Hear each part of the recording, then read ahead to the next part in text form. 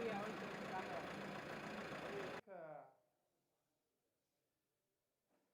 Harriet, to manage time, we shall do detailed introductions from Kaumu, right? Here we're going to have 15 minutes here maximum. Engineer, no, I'm cutting short because you are one of a special breed of engineers who talk a lot. I wonder whether we want to come to the field of talkers like me. Is becoming a hybrid scientist. We shall have, when we talk of the scientist, the enhancement of salaries of the scientist, you're going to see. But it is one introduction of our chairman, Mr. Zhang Binika. This is the person who has championed, actually the captain of the ship, who has transformed the once a rural something which I don't want to mention, into what you call now a urbanized rural sub-county. So I love you. You can sit. We're going to have a brief history of this place, what it was in the past, the present, and what we think the future. But the future will come from you. Two, don't mind about what the past was. Think about the present and the future. Allow me to tell you that my name is Kabuye Chofa. A few of you call me Chofa Togabi. I was again nurtured by Genosale to be where I am. Atete mubibuza. No questions, okay? No strings attached. I want us to maximum spend 1 hour here. That includes the presentation, the tour, and then 30 minutes to be in Kaumu, relax a bit, and then we kick start. That's when we shall know each other. Now you are lucky you've known me. Please, the rest temufayo. Mpola mpola, we shall be there. So Engineer Chibuka, please. Thank you, sir. Thank you, honorable ministers. You're most welcome, honorable ministers, and all dignitaries in your respective capacities. We thank you for coming to Namunkekera. Ladies and gentlemen, allow me to give a brief history of this place where you're seated. However, we are here for Musevenomics. And Namunkekera is one of the Musevenomics models. That's why we are here today. How is Namunkekera a Musevenomics model? Later on, a presentation will be made that will give the details of this. I'm interested in part 2. The president was saying, what stimuli did we apply to restore the small island of pseudo-modernity, expand it, deepen its quality? He said the following were the stimuli. He gave 10 of them. But Namunkekera falls under number 2. We are under privatization and liberalization. So to get to the gist of the matter, expand it. We are giving a brief history on Namunkekera.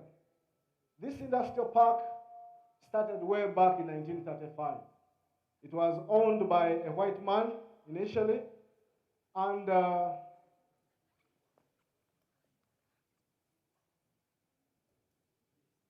it was owned by a white man in 1935, and I think you're disorganizing me. We've been switching ownership. We were once under Uganda company, and at that time we were in rubber. In 1948, the ownership changed to Mr. Shan.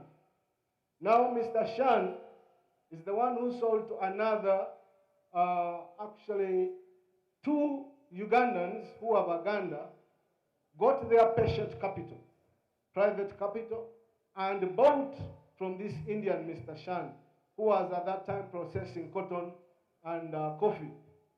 So they bought it, and in 1958, they actually incorporated it and called it Industrial Coffee Growers Uganda Limited.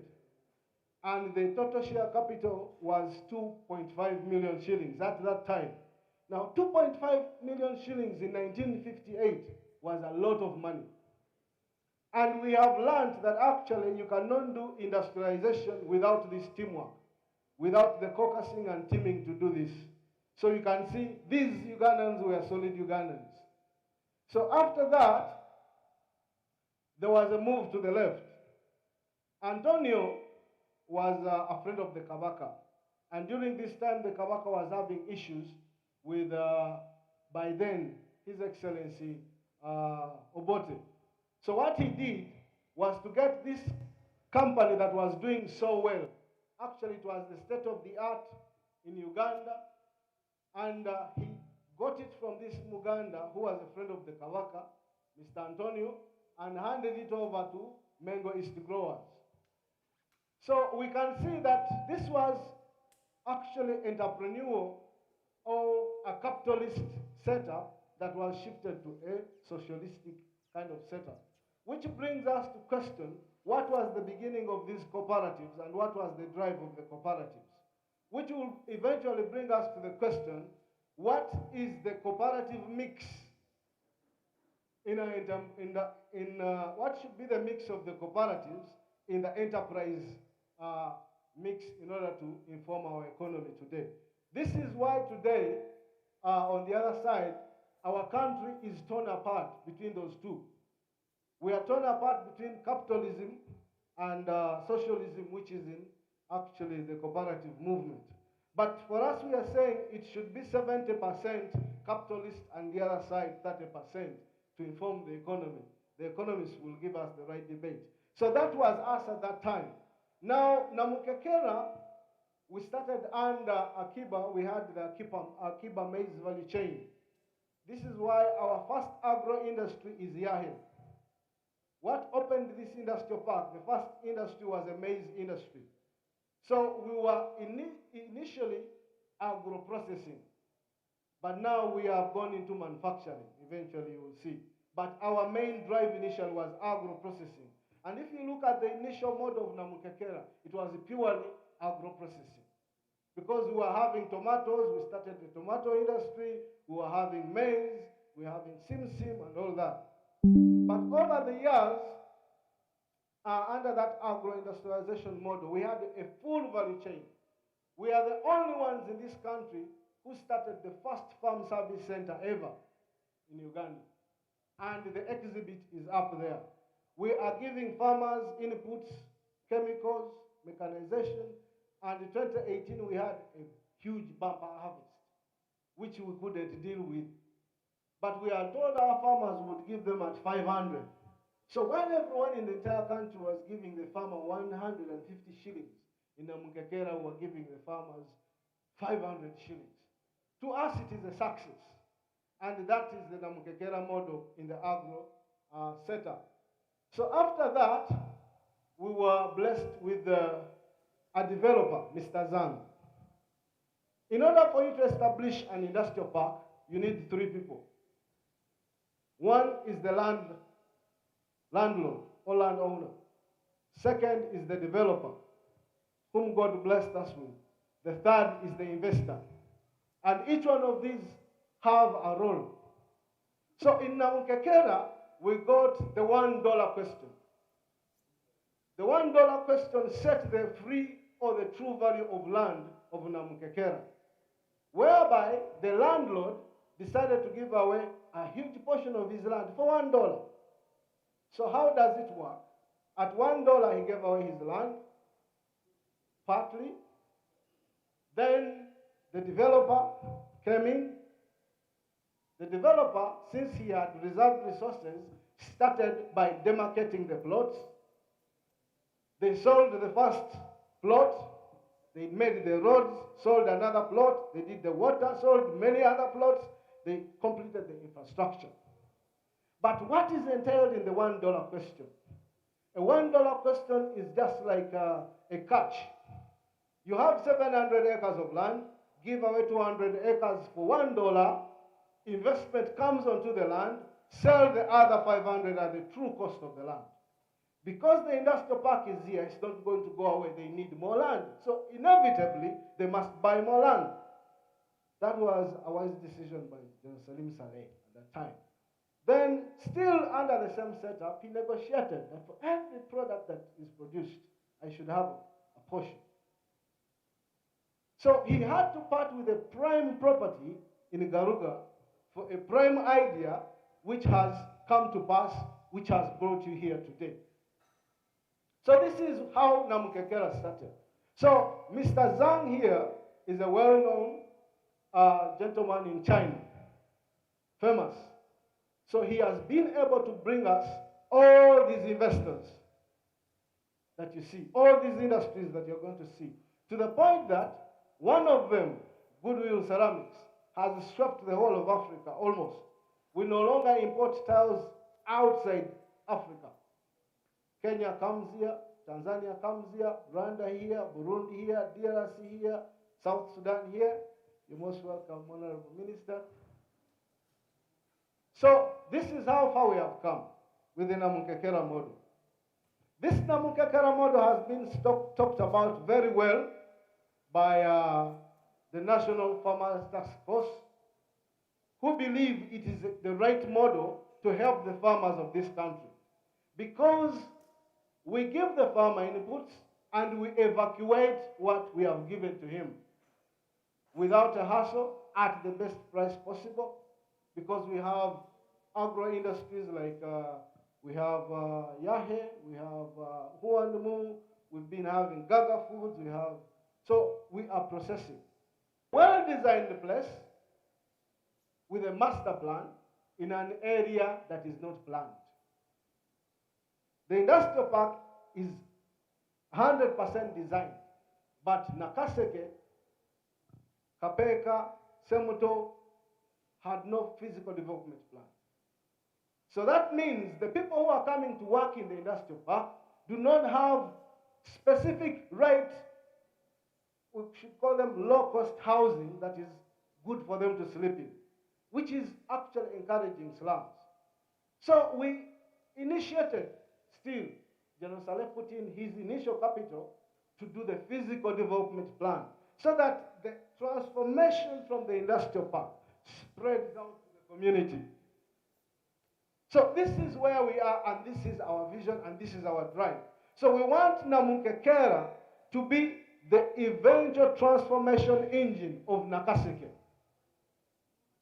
This is why when you see the map, when you see Nakaseke, it's actually almost in the center of Uganda. And we are saying we will transform this country. Because we plan to be in your house, we plan to be on your floor, we plan to be in your toilet because we have sanitary ware, we have bathtubs and sinks and all that. We plan to be on your table with ceramic plates. We plan to be on your walls and even on your roofs with roofing tiles. So this is our grand vision as Namukekera. And when we succeed, we plan to be on your table to be eaten as snacks because we are doing breakfast cereals and all the others. So we want to be Namukekera in your houses. I welcome you to the launch of Namukekera in your houses as we launch Musevenomics. I beg to submit, Honorable Minister. Thank you. Thank you very much. When we are in Kaum. Allow me to spare time for all of us. We will move back to our cars, but I'll ask Harriet to guide us on the tour. Aria was planned for 5 industries, but one industry is still a bit hotter, so we shall do 4, but we are going to do it in such a manner.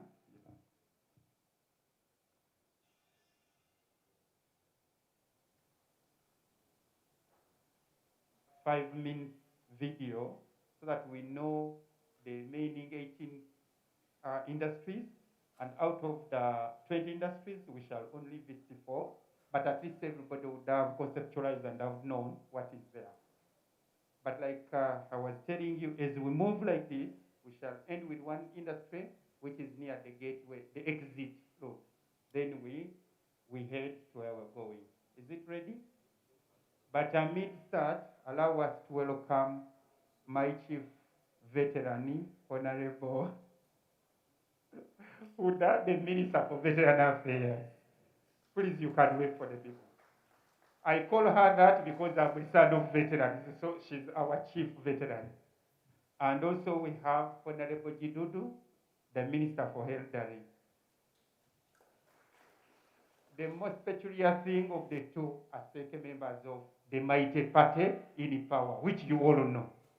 If you don't know, you let me know. Mr. Zankan. Industrial Revolution front runner with an electricity power capacity of 3,500 megawatts, equatorial weather all year round to support agriculture, a young skilled population, a road network connecting to DRC Congo, Southern Sudan, Rwanda, Tanzania, and Kenya have made Uganda the region's most favorable investment destination, with Kapeka being at the forefront of this industrial revolution.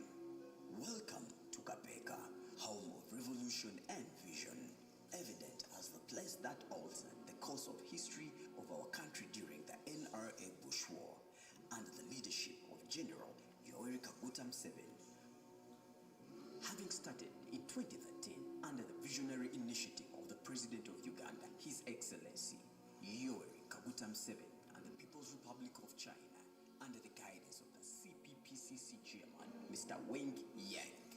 Once again, the great leaders have chosen Kapeka to be Africa's industrial front for the people of Africa under the flagship of the Lioshen Industrial Park, with the intention of servicing 50 to 80 factories. Lioshen Industrial Park Administration Facility is now a fully fledged one-stop center with services ranging from URSB, immigration, URA, and customs.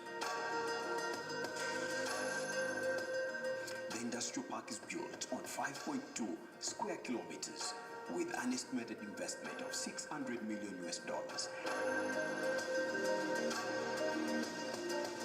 The government of Uganda has ensured that a direct electricity power station is dedicated to the park to ensure 100% efficiency. The Lioshen Industrial Park has 16 operational facilities that are whole and move food technologies, producing fruit candy for export. Gather Foods, producing crispy snacks made from local produce. Dragon and Phoenix Electronics, producing home electronic appliances. Goodwill Ceramics, producing floor tiles. Holy Love, producing LED lights. Huawei International Group, producing ceramic, sanitary, and kitchenware. Jindi Agriculture Development Limited, producing vegetable oils and agriculture tools. Latex Textile, producing cloth and garment. Nanan Shoes, manufacturing shoes. Tidy Fish, manufacturing fish nets and gears. Yah International Investment, producing maize flour. Gokta Workwear, manufacturing industrial shoes and uniforms. eBay, producing stockings. Six Cornerstones, producing travel bags and backpacks. Noble Electronics, licensed to produce Hisense electronics. The Ugandan government has set policies and investment initiatives such as free trade zone policies, 10-year tax holiday on income tax. Now this system, what is operating, is all products on the table. This is our products, what is on the tables. So it's after, I think next year, we're going to come more factories to grow the parks.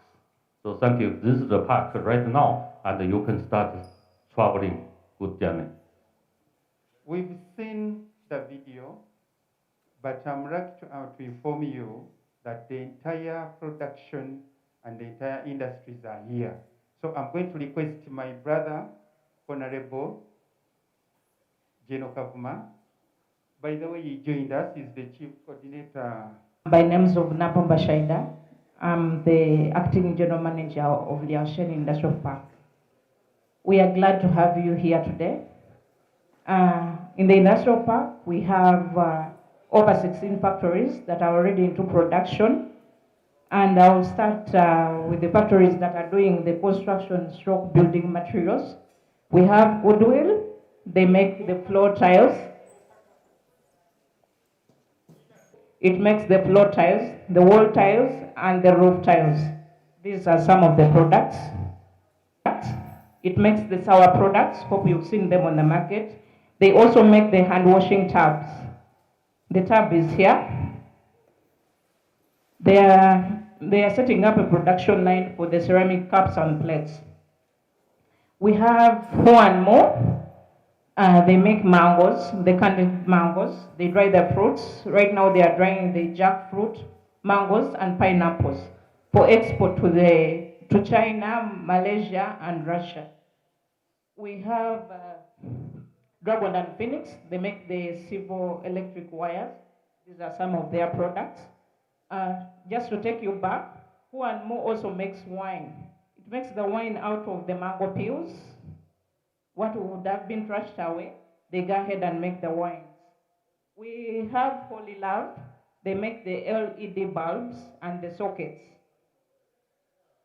We have Blue Star. They make oil out of sunflower.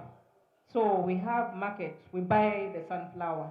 If you have farmers that are into sunflower growing, the market is ready and available. We have Wushi Twine. They make the fish twines. This is what they use to make the fish nets. They make the shoes or the sandals. If you've seen F.S products on the market, this is one of the factories within the industrial park. We have latex. They are making garments. They make workwear for export to the EU market. We're already exporting, specifically to the EU market. Then we have Six Cornerstone. They make the travel bags and other kinds of backpacks. So you're welcome to Liaoshen Industrial Park. These are some of the factories within the industrial park. You know, in the Bible, Saleh, Kapeka office, also in charge of tours for general visitors. So we are going to start with the Huawei, the toilet factory. From there we shall come to Fishnet, which is opposite here. We'll go to Jindi, then we'll go to Goodwill lastly. I think we have cancelled out Gokta. Yeah. Meanwhile, we have many factories under operation, as Shida has explained, but we are doing only those four because of time. We catch up with the meeting. I'm going to request you to kindly be faster in your movements.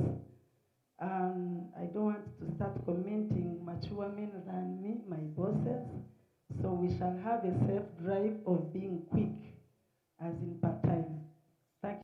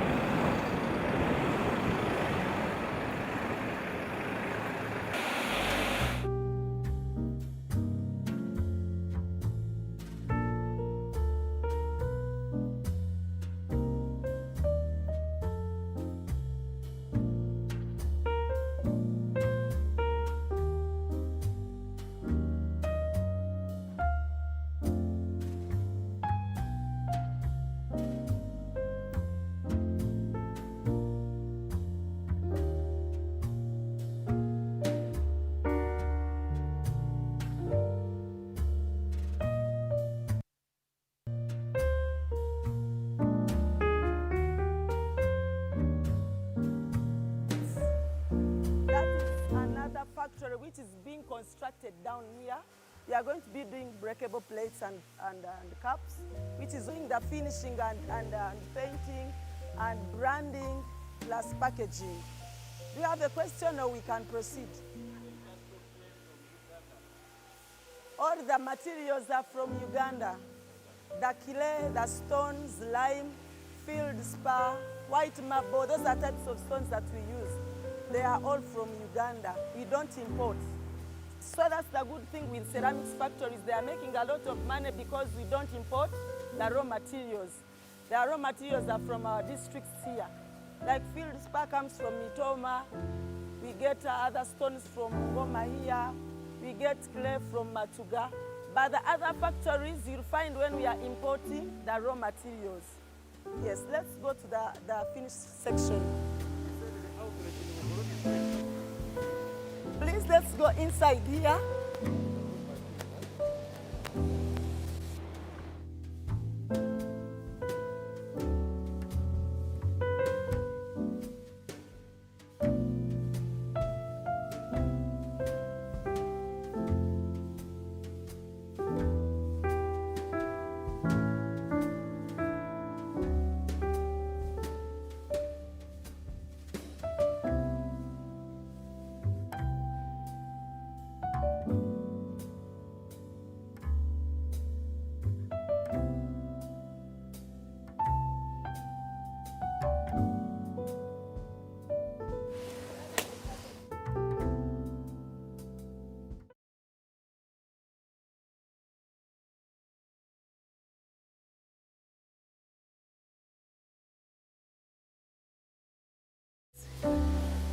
But this that you see and this cover, they are imported.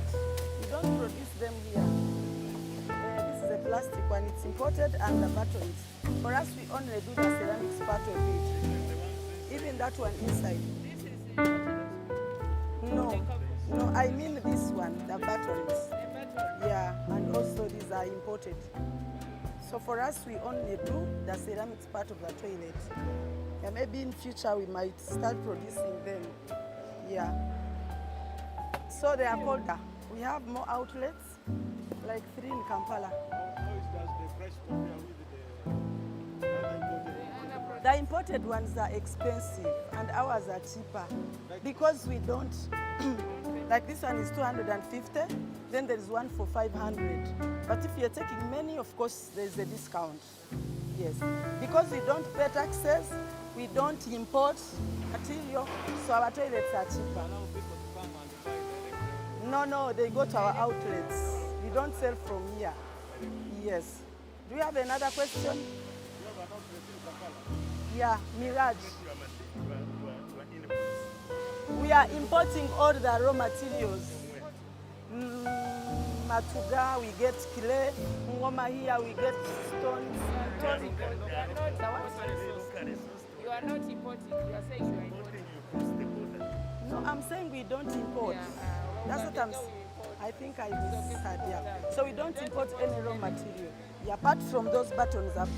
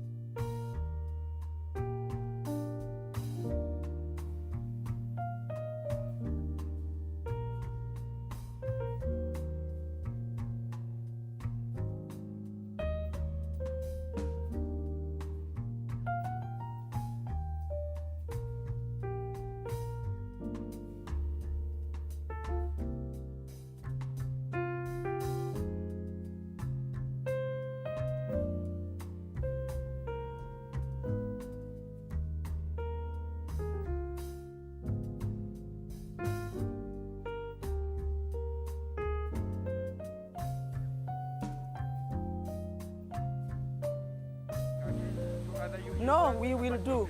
We'll do both. We'll do Yeah, it's possible, but this will not be done manually. It will be done, but it does the same purpose. Yeah. Let's go to the other section, and you see how they package.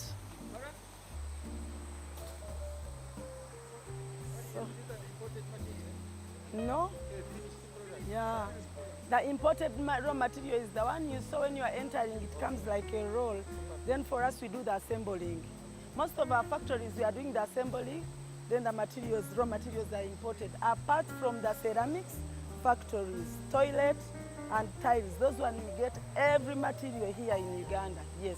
Because it is clay, sand, field spar stones, white marble. Yeah, everything is got here, yes. So do we have a question, or we can go to the next factory? We are going to, we cancelled out Gokta. We had the list. But yeah, but Jind is also near here. Please be faster. Yes, sir.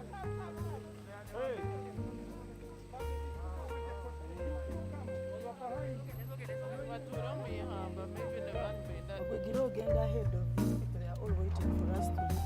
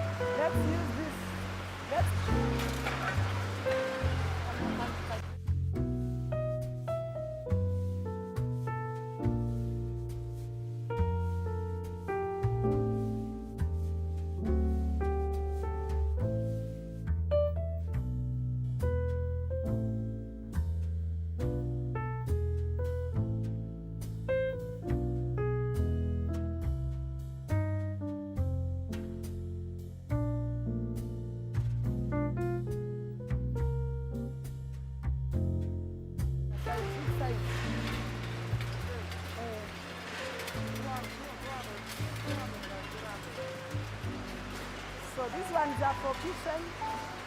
They are used for kitchen. Yeah, and wall tiles. These are wall tiles. Yeah.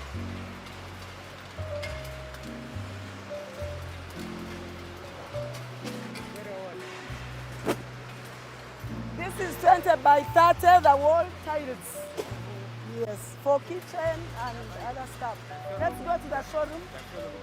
We don't go there. Okay.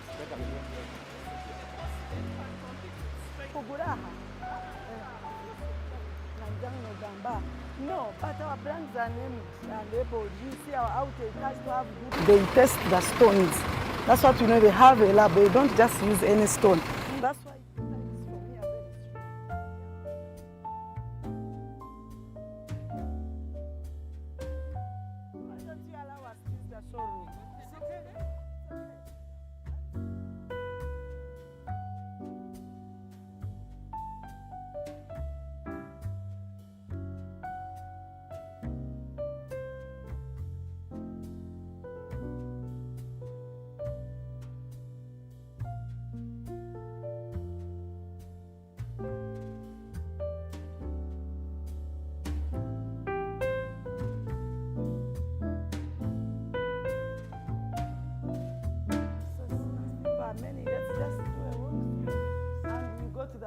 tiles there.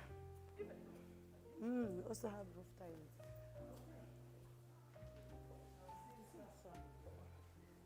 So this is our biggest size of tiles. So people who are coming in, pass here, we go through, then you go to the roof tiles. We have an order of entering.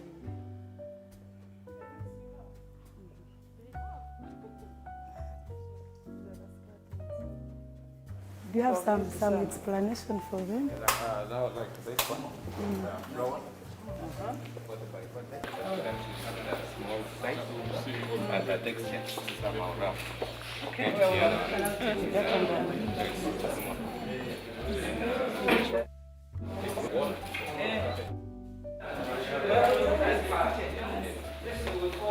Polishing. This is good quality also.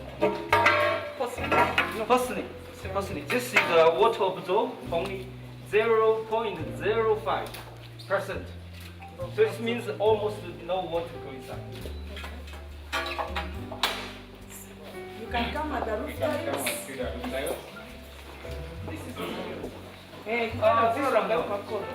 When we construction, we haven't produced. Yeah, this is a tile from China. But it's what we are going to produce. This roofing price is too high, so we stopped this But production they are line. producing, they are Yeah. starting. How much? This one is 3,000 per piece, around this price. Too expensive, a bit expensive, so we stopped. They also do customization. This one is glazed. This is what we call customization. You can come and say, I want my tile to look like this, but you pay an extra fee. You pay an extra fee and they do customization for you. You can put your photo, say, I want all my tiles to bear my photo, or my husband's photo. So, yes, as long as they're able to pay customization fee. So we are going to have a group photo. All the people inside. Oh, let's allow them.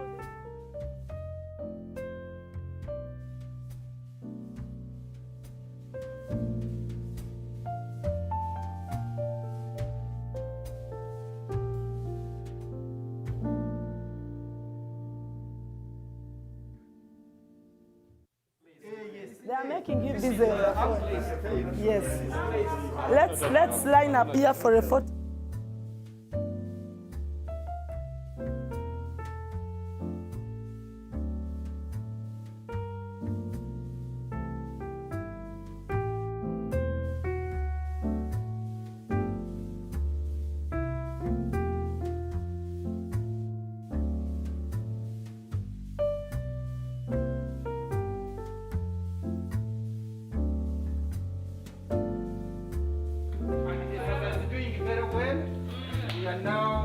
We collected 90 points. Okay. Yeah, so we are doing very well. You are on top of the table. We are on top of the table, but we need more money. The other one is okay. Kale, thank you very much. Members, I request we jump into our class. We shall.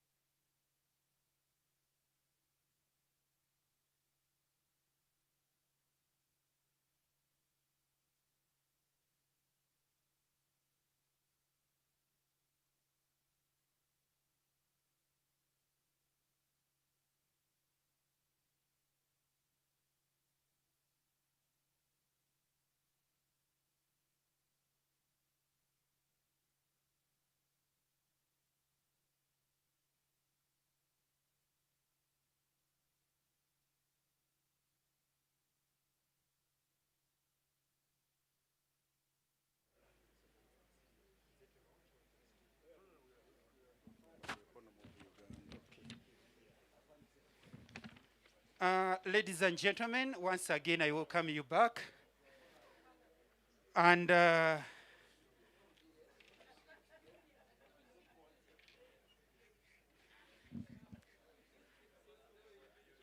Sylvia,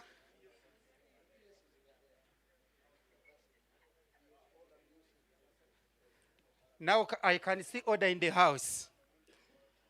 I once again, Choka Sister Sylvia, are you happy because you've seen me? I know it is quite a long time. You've been missing me in action. Okay. Ladies and gentlemen, I welcome you. And I congratulate you for having successfully completed the first phase of our annual conference, which we started in Kapeka at Namukakera Industrial Center. And we started our journey, or our activities started at exactly 9 a.m. You can clap for yourself. Ekitegeeza batono mwe mwabaddeyo tusimbudde. Kale, all of you, please. Just a recap, we started with a tour of our industrial center at Kapeka, where we received a brief status of the industrial center. And then those who were there were able to see the products being produced by the 16 operational factories, and also the 4 which are about to come on board. By faith, then we managed to move, or we visited about 4 out of the 5 targeted ones. And I saw most of you got interested when we reached Goodwill. Some of you never wanted to leave that place. I thank God, and I thank you all those who placed orders there and then. I know some of you wanted for more, but you didn't have enough transport facilities, but don't worry. Place orders through me to the Father. I will pick them for you, but at a cost, because you know I was trained to work on a commission. Now we are here during this annual conference review of our UDF 2020. This place is called Kawumu Village. It's found in Makurubita sub-county, right? Luwero district. I'm happy that we have the revolutionists who have a historical attachment of this place. And one of them is Jeno Kavuma. So I think for you, for that case, they should clap for you. I've just shared into their story about a funny operation where that one, I end there. But nevertheless, today is a bit special, unlike the other reviews you had previously. I'm doing all this in preparation of our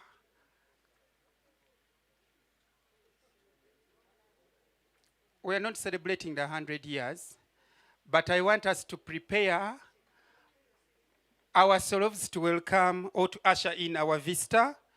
I think, Kano, we are ready to receive the visitors and to kickstart because our time is, we are 20 minutes in time.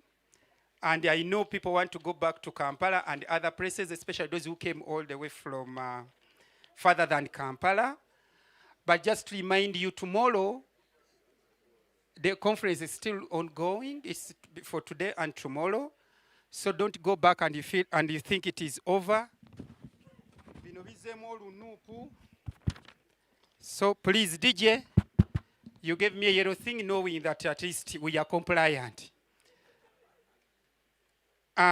Today, in this conference, we shall have or we shall hear some new terminologies of economics, which are not doubted. I've seen two of my professors who taught me economics, but Professor Nwagaba, don't doubt this. This is a new terminology called Musevenomics. If you doubt, you come and ask me. So,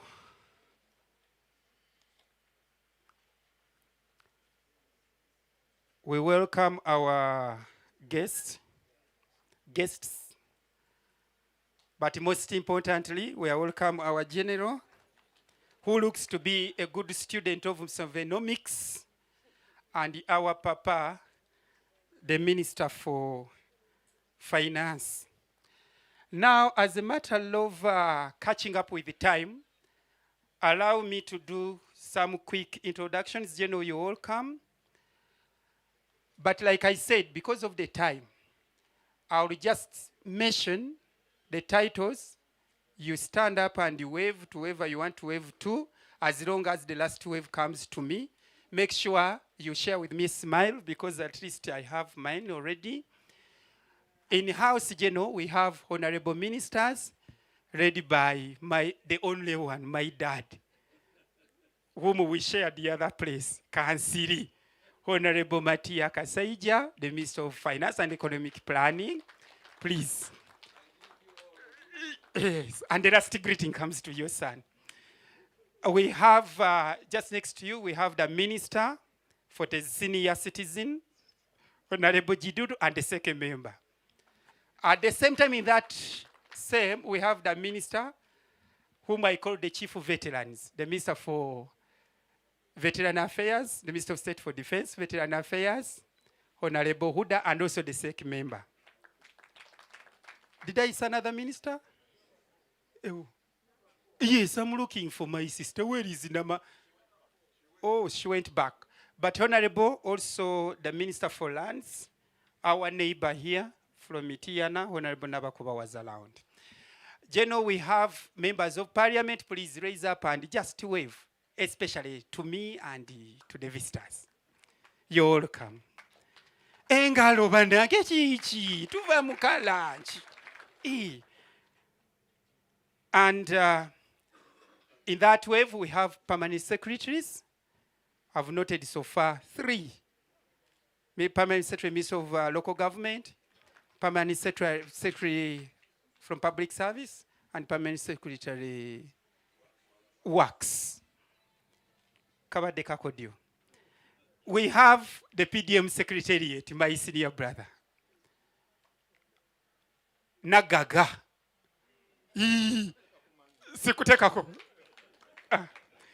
When you talk about the factors of production, at least he has provided what is most needed, the capital.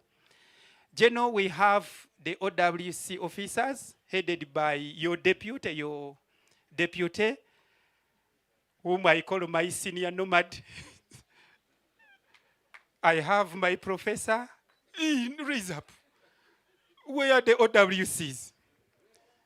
Yes, but notably we have the Ereda, my jaja. You know, he taught my professor, now I'm his muzukuru. So in that regard, allow me also to introduce the academians, especially the professors, those from the universities and the other institutions. Please wave. I don't see you. Okay. Now I'm a teacher. Stand up. Stand up. Yes. Thank you very much. With us, we have the civil society. Members of the civil society, please. Thank you very much for coming. We have the private sector, the movers and the shakers of this country, of the economy. PPP, where are you? They are here. You know, abagaga tetubiranga mwe mutegedde for us, we are slowly. Tulina sente zaffe. And who else? Yes, heads of agencies, MDAs. I saw my doctor, Nads. Where are you? UCA from? UDC. Aha! The council has been approved. You? UDB, UCA. Those have been very instrumental in changing this place where we are, because we really saw coffee, we saw bananas, And I saw Dr. Mugasa actually taking a very good picture around the bananas saying, I've delivered. We have the members of the diplomatic corps. Your Excellency, you're not here with us anymore. You're no longer with us. You are the other side. So, Your Excellency, the good thing, who was our own until a few months ago. So you're welcome. Members, if I've left anybody, please allow me before I go to the most important people whom we call the talkers, the spreaders of the information, the members of the media fraternity. They will not wave because they are really very busy. Anyone else? And the general public. I thank you all for having honored our invitation and also for having endured the two activities in one, which is separated by close to about 10 or 15 miles away. So thank you very much. You may clap for yourselves. And this is how we are going to go. And me, I'm your own. Some of you call me Chofa Togabie. Call me Chofa. I work in Kampala. I'm born this side. So I'm on Cheyo in Kampala as the Minister of State for Kampala, capital city. So at this second phase, we shall move like this. We shall now have presentations. Because in the morning journal, it was basically practicals. Seeing, the Baganda say, seeing is believing. So we did that. So I'm happy to inform you, Honorable Minister, that all of your effort has been seen today. And I saw members nodding in affirmation, saying, yes, it is true. All the realizations were achieved. Awo tebakyakubanja naye tukubanja oluguudo bane tubanje abe namukekera twa the industrial center obuguudo tebunnagwa. Yes, so obuguudo bujja kujja. So we're going to have I don't want to call them speeches, but at least presentations, because then I see a presentation from my professor cannot be a speech. Professors don't have speeches. And that's why we didn't claim for the salary enhancement, isn't it? For us, it's okay. We are revolutionists. So we shall have a presentation, Professor Nuagaba. And that will be followed by my own teacher. I don't know who teaches the other. At one time, I used to be a teacher. A few months ago, or a few years ago, the man has turned now to be my teacher. I always pick a book and I write. So after Professor, we shall have, again, a presentation from General Salim Saleh, who is our chairperson. And then, in that spirit, we shall have remarks, both for appreciating the effort of UDF. At the same time, he will see us. And he will put a comma on our conference for today, which perhaps, if God allows, he will come tomorrow to officially close it. And that will be none other than the Minister for Finance and Economic Planning and Economic Development. So, Professor, without wasting any more time, we've been blessed, bannange mwekubireko mu ngalo. It has been shining all the years through, but because of the historical nature of this place, God has also appreciated, and there is some bit of smiles of the heavens. So, Professor, sir.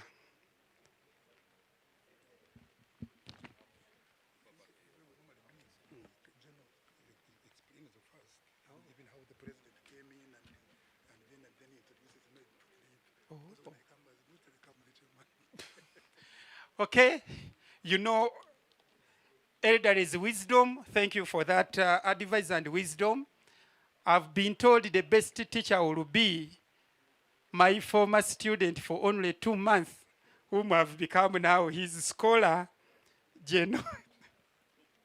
So, Papa, allow me to invite you to take us through, especially the Musovenomics, which is now a new term of economics. atagiwakanya ng'ojjo ankubuulira.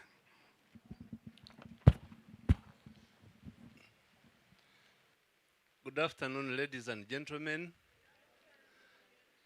Welcome to Kaumu. It's a historic site, and I warmly welcome you here.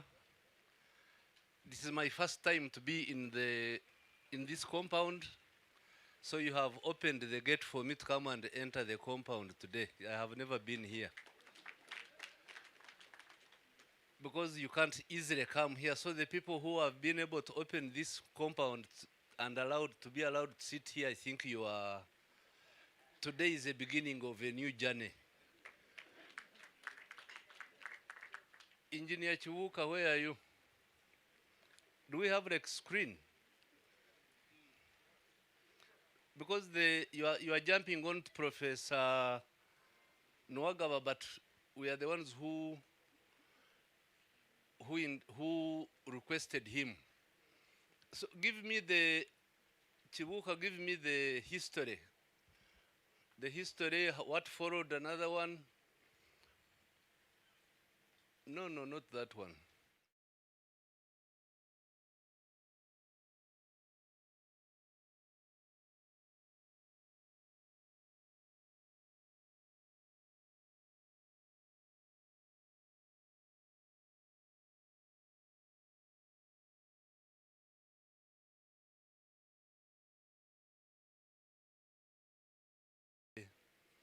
By the technical group, mainly National Planning Authority, NADS, NAGRIC. They had taught me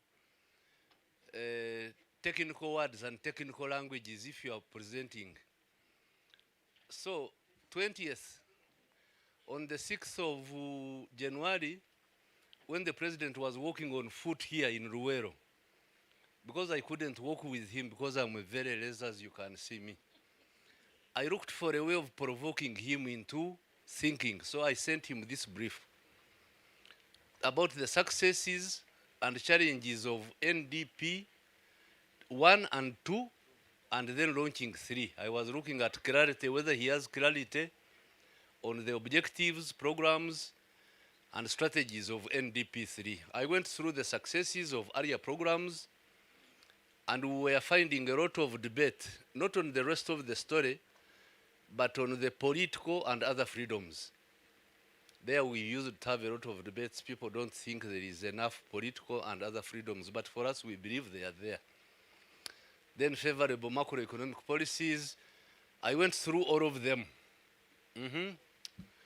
He took his time to read through what I had sent him, and it earned me the most serious rebuke. You know when you are rebuked.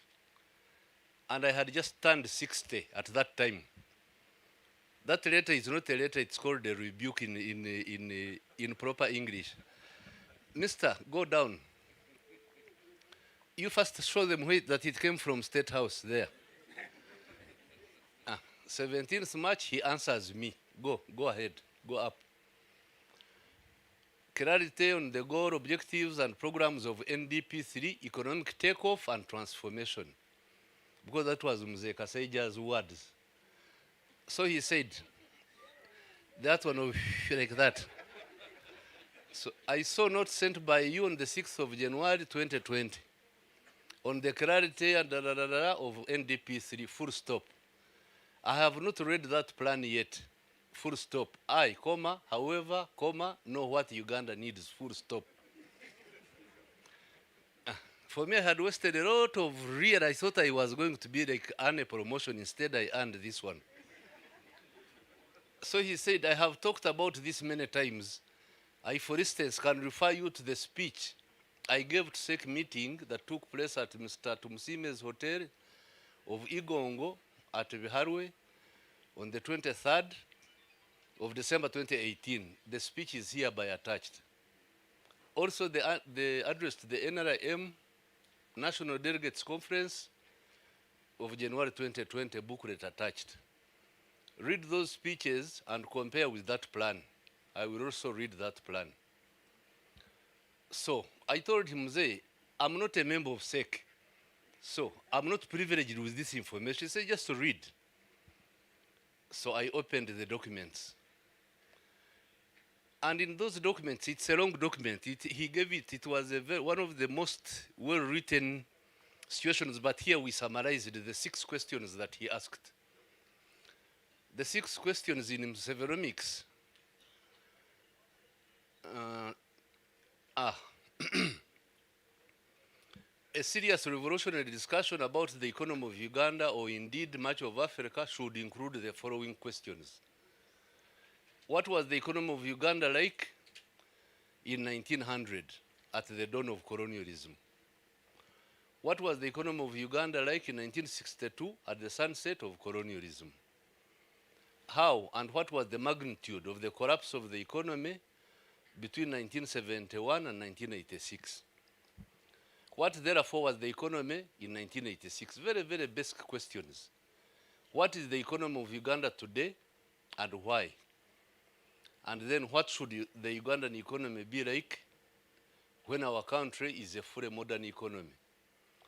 Then he said, since in modern economics we talk about 4 factors of production, land, labor, capital, and entrepreneurship, we should ask ourselves the following question. What was the state of these factors of production at each of the 5 stages that we have already gone through? And what will be the state of these factors in the 6th anticipated stage? Then he adds on knowledge, and he emphasizes market. And then because it is a long lecture, after he poses those questions, then he says, these were the solutions which the NRM used to take that economy which was under the table, below the surface, upwards. But before I get to these ones, I want to appreciate General Ngina, because for me, when we received this one, I was busy. So I told him, Mzee has rubbished all our input on NDP3. He has asked us to read. When he started reading, he couldn't stop reading the messages. So we looked, and immediately around 2020 there, early, he published another paper called The Vulnerable and Real Economy and the Vulnerable Economy.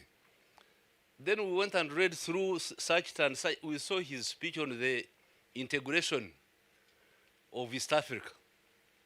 Then we saw another document there, like 5 works which we compiled. I asked Charles, because I was in Gulu, asked Charles, take pause, you compile all those documents into and code word them Musevenomics, because this is purely out of my scope.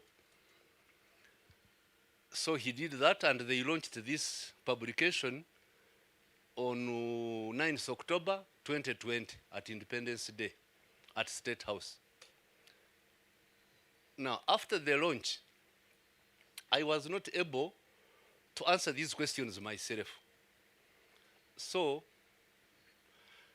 you go through number 1 is security of persons and property.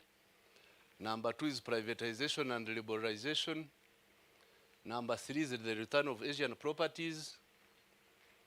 Number 4 is diversification of crops, market integration, introduction of UPE and USE, cost of doing business, corruption. On that corruption, when you are reading the main text of the paper, he thinks that he couldn't fight corruption with us, the peasants who came with him from the bush, because we didn't know how to write, but now he has accumulated a big number of educated people whom he is going to task, and they will do that. But we warned him that those guys, those new ones, these they could easily be worse than even us, because for them, they know how to steer through the law and using the computers. For us, you would steer, and they would tell you, they would catch you, and they would say, you have stolen, I have stolen, Chiboko. Go home. But this one, so that one, I don't know. You will read it in the main text. Then number 9, skills development. He mentioned it. Number 10, shifting the people in subsistence into the money economy. Number 11, unemployment of the youth. So he says, hence our economy of the 4 sectors, commercial, agriculture, manufacturing, services, and ICT, they will absorb and render useful all the active population. And I think that's where we are headed. So when I got this, that's why although Charles is in the diplomatic service, that's why I invited him, because he's the one who wrote the citation of this document. He's the one who wrote the citation of the document, and I thought that I couldn't do it in his absence because I would be cheating him. So you need to clap for General Angina for taking up that I wouldn't have gone that far, because for me I'm sometimes on and off. He pursued it until publication, until now. When it came to answering the questions, I realized that I was not competent to answer those questions, the privatization, the liberalization. I was anti-privatization myself, as you all know. I tried to interfere with because I couldn't believe, I was not a believer in the privatization. That's how I ended up making all those mistakes I ended up with. So I called Professor Nwagawa, asked him, what is economics? At the beginning, he really, that's how we became friends. So he told me that why is income? Is that income? Why? Yeah, that y equals c plus m plus r plus minus 5 minus. And I told him, please, Professor, you tell me in Ruchiga what does that mean? He said, but how can I? It is just, you know how arrogant he is. He said, but you people, that's why you are calculating. That's why. I said, please, you go slow. We have got to answer these questions. So you go through them slowly, and then he said that one would take me like a few minutes. Indeed, it took him less than 2 weeks to go through what the NRM was saying are their critical success factors. And then we asked them, now, you will go through what the president has said in his economics and give him score him on security, and you give him a score. On privatization and liberalization, give him a score. On all those parameters, which he did very well. So, I don't know what comes first. That's why I thought that when you are launching, then I got in touch with the think tank, UDF, Uganda Development Forum. I told them, because we are trying to demilitarize, because OWC is militaristic. So you cannot, if this meeting had been organized by OWC, many people would not have turned up. So I took another direction and said, let us start a forum that belongs to all of you, to the agencies. And we started this in 2014. It was chaired by UDB at the beginning for 2 years. Then it was chaired by UDC. It was chaired by UDC for 2 years. Now they were proposing me to be the chair for the next 2 years, which I'm going to decline because it is your organization. It is a member-based organization of these authorities, of state and non-state actors. So before you end, I think part of the resolution will be to elect a chairman who is going to take you through the next 2 years, because I can bring problems to your organizations. So, how do we proceed now? Charles, do you want to chip in and input? We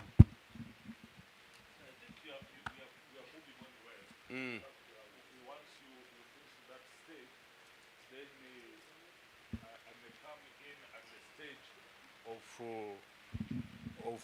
reminding them of the citation and why we picked this particular name, which is in line with the many other people who have transformed their countries using their strength and being radical in wanting to achieve the end state. No then we can come in at that stage, sir. No problem.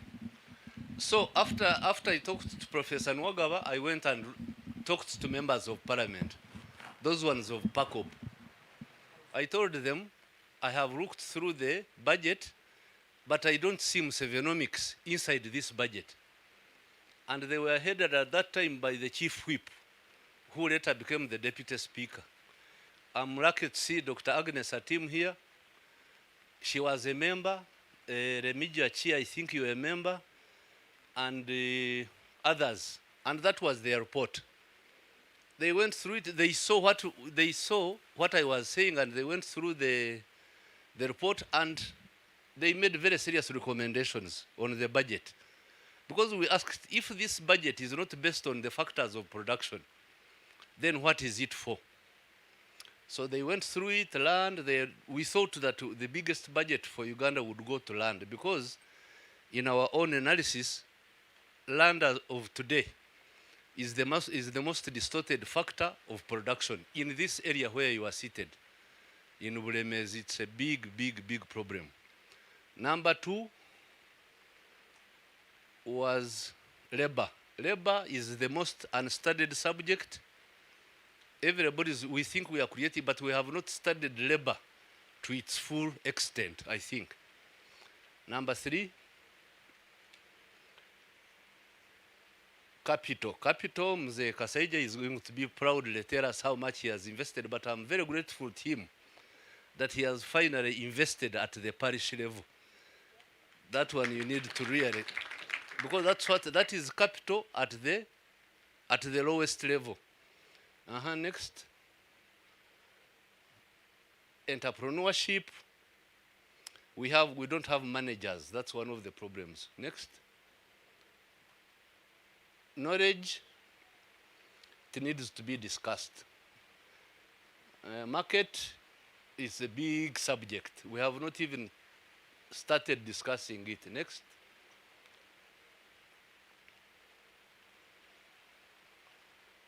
The conclusion there. The conclusion of the parliamentarians on that committee, in conclusion, the distortions in the factors of production will not self-correct. It will rather take deliberate policy actions, including those informed by additional studies and/or consultations to fully understand the existing distortions and how they can be addressed. So that was from the parliamentary group. Unfortunately, the budget didn't consider most of the actions, but really you can't handle. When I talked to my former colleague, the PS, Rama, Dr. Mwarimu Rama, these days he talks like those previous PSs. I know if he was here, he would really, his head would blow out. Well, he told me these days he uses this thing of cutting a finger. That instead of injuring the 4 fingers and they stay there, you cut one. So he says he has cut the one of PDM. Next he's going to cut the one of land. Then the next, I said, but how long it's going to take you to cut all my 10 fingers now? Because now, land, as a factor of production, if it is not, the value, if the value is not released, then you are not doing much. But that is for the professor to highlight. So having given you this introduction, I'm emphasizing the history of this site, this one here. The history of Kaumu. The history of Kaumu is that it's where the NRC,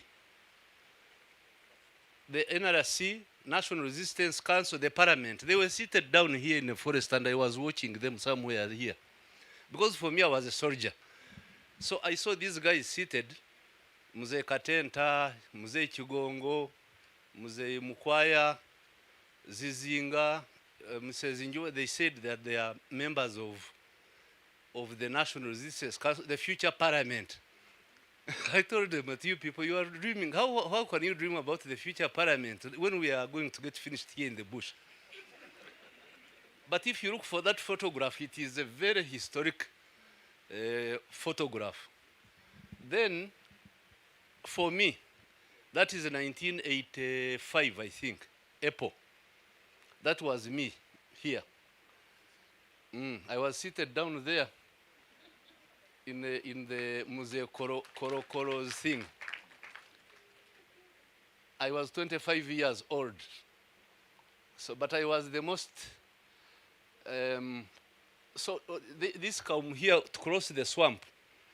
That's where Mzee left us. He left me here, and he told Fred, the late Fred Rijema, to go to open the Western Front. And I remember in my diary, at that time I wrote, "Dear Lord, help me, help these poor souls who have remained under my command." I said, because now the man has been your commander. You don't have headache. Whatever you get, you refer. But now you are the Alpha and Omega. I told him. So this was at the further down there, crossing the River Mayanja. So, having said all that, Chibuka, we shall not go into the Namunkekera issues. I have already discussed with them the distortions of land at Namunkekera. We are not going to go through that. Let us focus on the Musevenomics, so that when Professor Nwagaba, I don't know how long he's going to take, but he has helped me.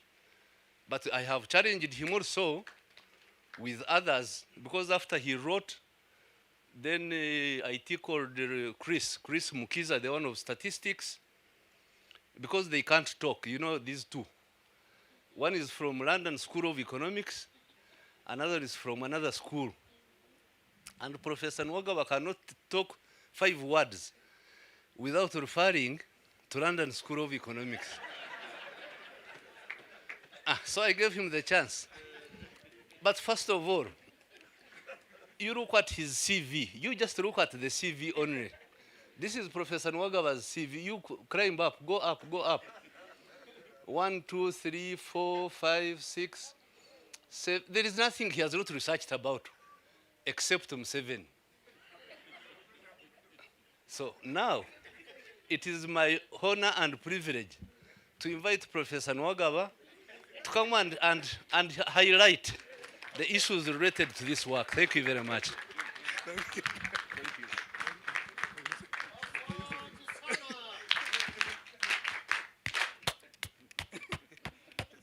Then we have analyzed the whole thing together. We have analyzed the whole thing. No.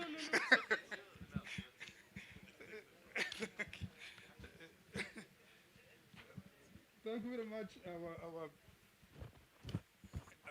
Chairman, Cabinet Ministers who are here, members of UPDF, High Command and officers and men. We have members of Parliament. We have distinguished guests from government.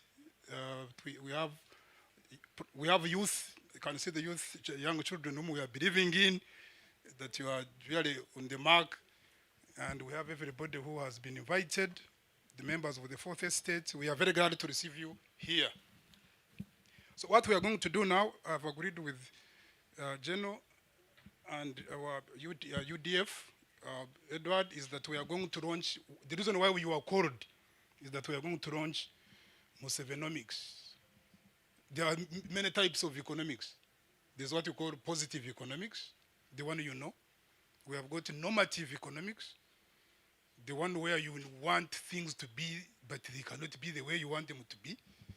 Then we have economics of solidarity, like the one in Germany.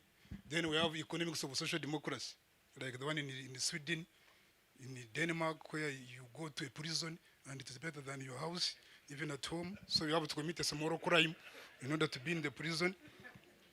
So we have many types. So this one we are discussing now, as General has told you, is really the one we call Musevenomics, which came as a result, of course, of our country going through too many problems which you don't have time for.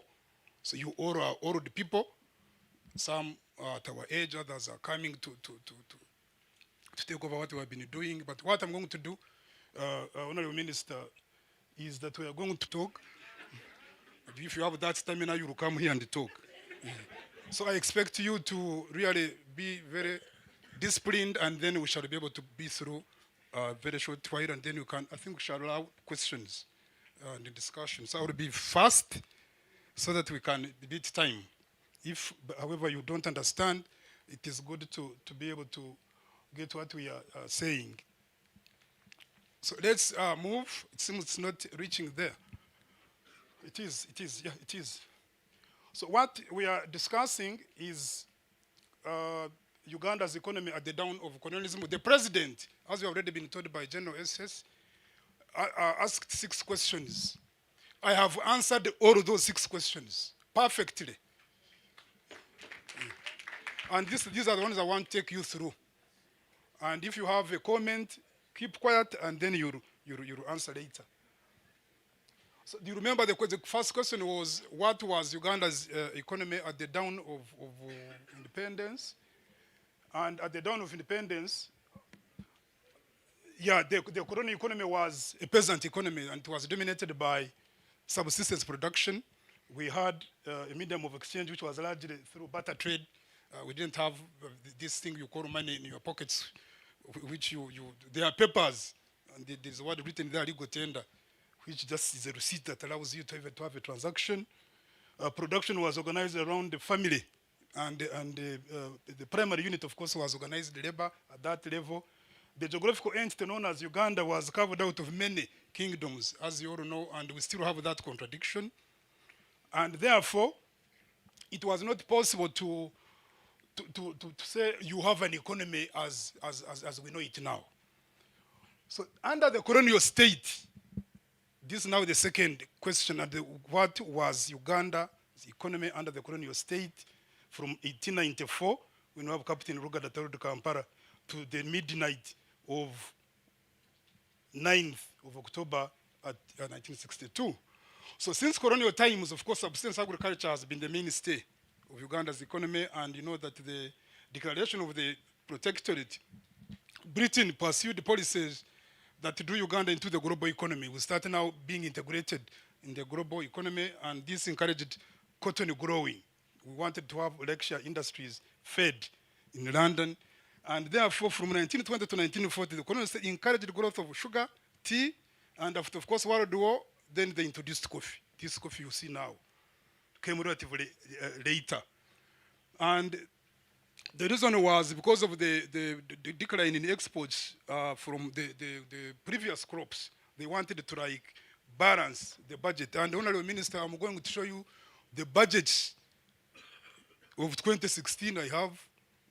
Remember, I was at the London School of Economics, as General has been telling you. So I'm privy to, and also political science. Those are, I'm seeing Arthur here. And political science, but we normally don't emphasize it very much. So I went to the British Library of Economic Science, one of the biggest libraries, not only in Europe, but in the world, and I got the budget, the Uganda's budget of 16, 17, 17, I'm going to show it to you just here. And I want to tell the minister that we used to have a surplus budget. I see you looking for supplementaries. But we used to have surplus budgets, as you are going to see. So the 1950s witnessed growth of fluctuating market conditions and reduced export earnings. But in 1950s, 58, we started having a stable economy with a little bit of growing of manufacturing sector. Strong even. But the contribution of the agricultural sector was also increasing with industry taking shape. And it was, however, realized that in order to guarantee constant agricultural production, it was crucial to guarantee land, which General has really ably put to you. And because of that, you are going to see the contradictions. This contradiction you see in the land now, we actually had its origin from that very point, because of the expansion that they wanted. This is how the 19 agreement comes into focus, which you remember was around that time. Now, this is the agricultural production under the colonial state: cotton, coffee, rubber, cocoa, and simsim. And this is what we are getting. You can see that cotton was, this is the pound sterling, the export. We have coffee, we have rubber, we have cocoa, and simsim. This was how the economy looked like, at least from the externality, the earnings we are getting from agriculture. Now, this, Honorable Minister, this was the fiscal side of government, was that the fiscal analysis was that government, if you look at the budget for 1916-17, we had a surplus of 26,000. This in pound sterling. Forget about the shilling. The shilling is nowhere. The central bank comes in 1960s. This is the Bank of Uganda we have. So don't think that there is a central bank here at all, unless we have younger people here. So we have a budget surplus of 26,000 pounds. We have 40,000. Do you see that one in 1917, 18, Honorable Minister? Yeah, around World War, which is starting around 18. Then we have because of the World Wars, you can see, it goes down sharply, actually, to now 28.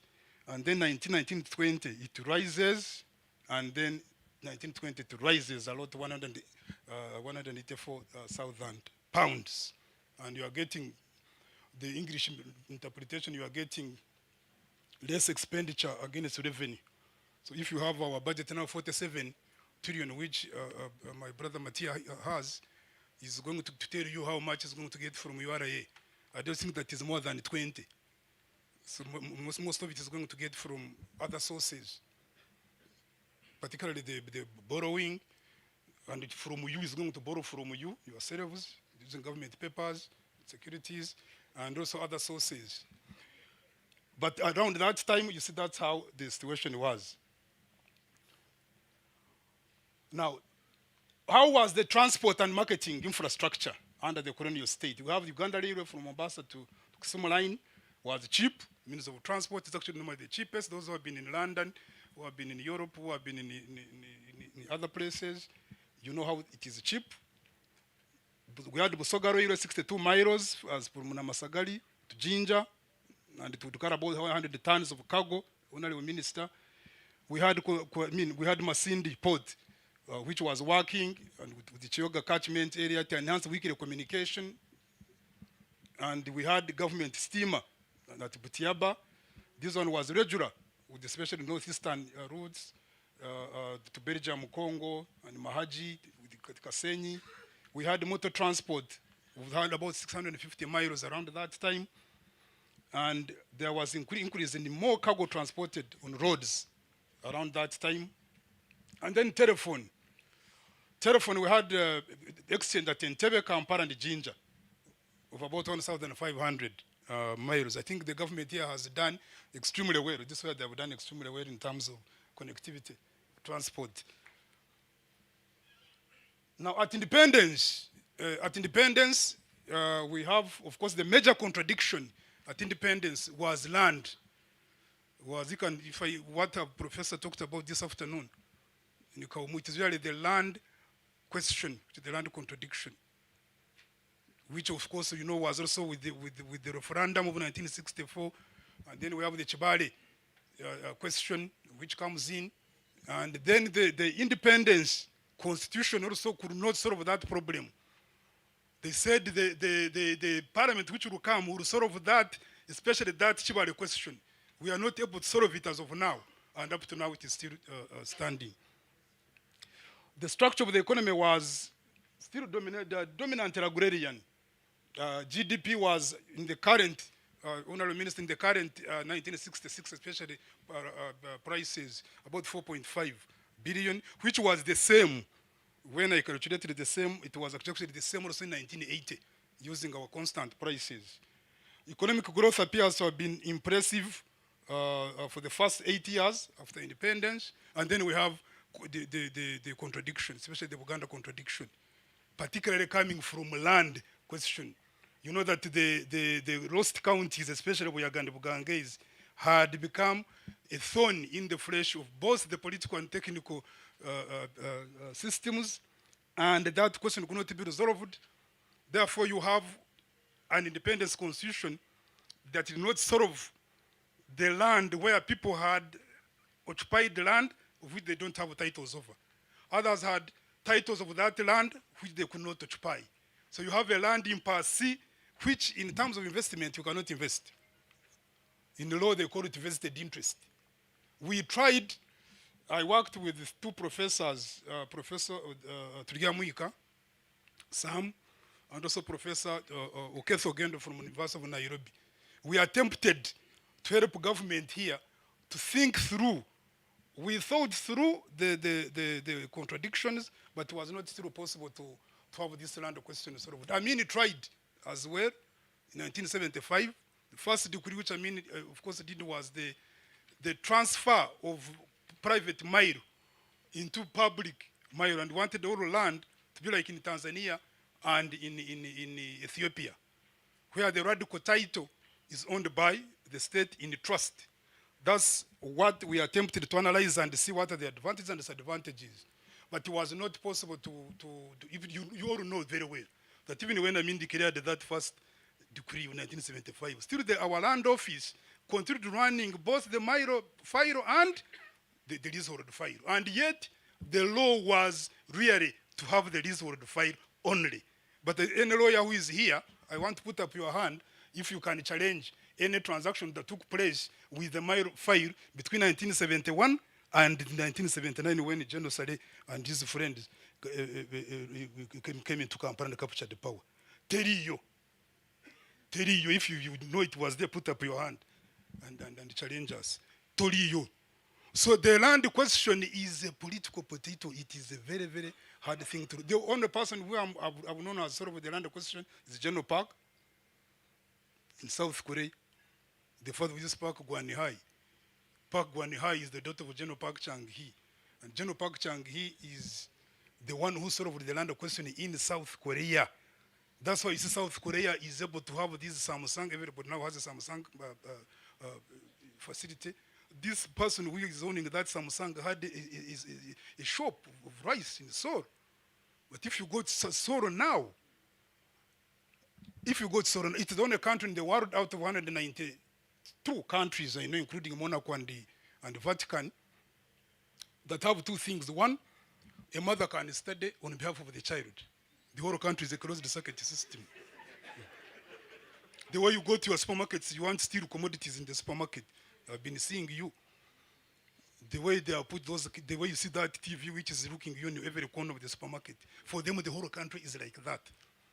They close the circuit system. So the mother can study on behalf of the child. This is what General Parker did. Apart from saying, I'm going to bring a tractor, remove everyone in this. If it is Bugai, say, or Katwe, or whatever area you are talking about, and want to develop this area. Whether it is Naguru, which I see you are grumbling about. General Park, you would not, this thing of democracy. I hope I'm not going to be misquoted here. Especially with these people who don't know how to write sometimes, the press. But if you over-democratize, there are certain things you don't over-democratize. So sometimes people over-democratize things. And then you cannot move. But General Park said, I'm not going to allow anyone to stand in the road of development. And it didn't happen as we speak. Didn't they host the World Cup with Japan, you remember? If you go to see Beckham's t-shirt, do you know how much money you pay? This is General Park. So for him on the land question, he solved it. And that's the only person I know that solved the land very well. In Tanzania, it is the same thing. Tanzania, you don't own land. Land is owned by the state. There's the radical title. The map of Tanzania is the land title which is owned by the president in trust the people of Tanzania. You want to whatever Tanzania. Whether Zanzibar, Muungano, whether Zanzibar or the mainland. You cannot say, I have this road which is being constructed, Entebbe Express Highway, we cannot have Entebbe Express Highway because I have my land there. Who are you? Who are you? Because what the President Museveni did here was the 1995 Constitution under Article 1 to 8, especially under Article 7 and 8. Now repealed, remember, the 1975 Land Reform Decree, which had said all land reverts to lease. But now the people in the Constituent Assembly repealed that decree, reintroduced 4 systems: mile, leasehold, free, and customary tenure, and two articles, 26 and 237, 1 to 8. So you Ugandans, you own your land. You don't want people the government to put a hospital. You don't want the government to have a road. You don't have, when you calculate a road, this Entebbe Express Highway is one of the most expensive roads. You Google it. A road of 22 kilometers costing $600 million. Where have you ever seen? I've been in Texas. I've just come from Texas. I've been up there about 21 days ago. Texas, it's near New Mexico. You know, Texas is Mexico. You know, it was Mexico. So Texas and New Mexico have the largest roads in the US. They can even have 4-storied road. And they have the largest. There are no trains even.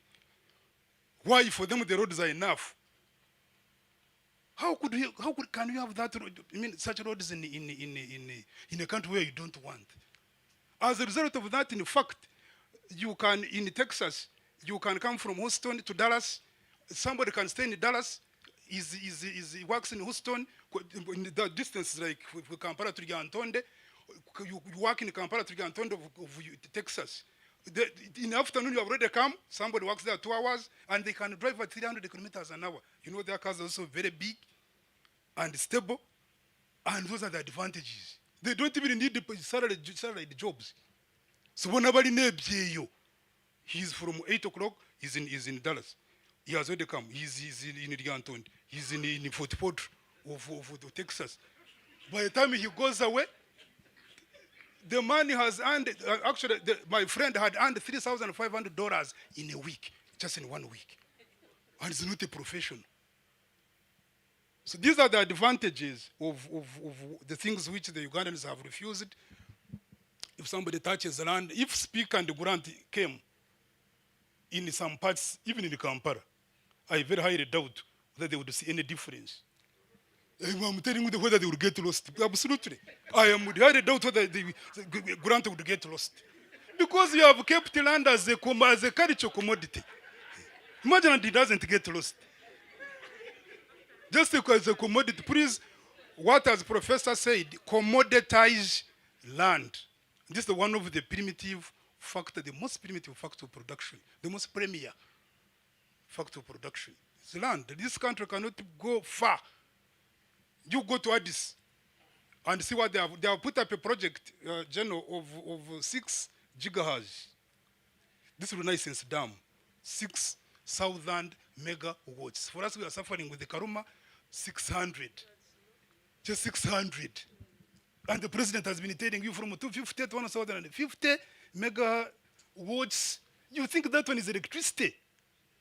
People are putting up 6,000. This is 10 times Karuma. But why? How can they do that? It is easy to get land. They can access this Dangote. Do you want Dangote? Where do you think Dangote will put the factory? Here. Where is the land? Of course, he has taken it to Addis. Why? Land is very easy to get. Electricity is produced. It is the also cheapest electricity. The ones that we just calculated. Our electricity, therefore, remains again the most expensive. It is very difficult to have land. By the time we finish compensations, our prices are double than. It is not only corruption. It's not only corruption. So I wanted to spend some time on land. Others are a little bit easier to understand.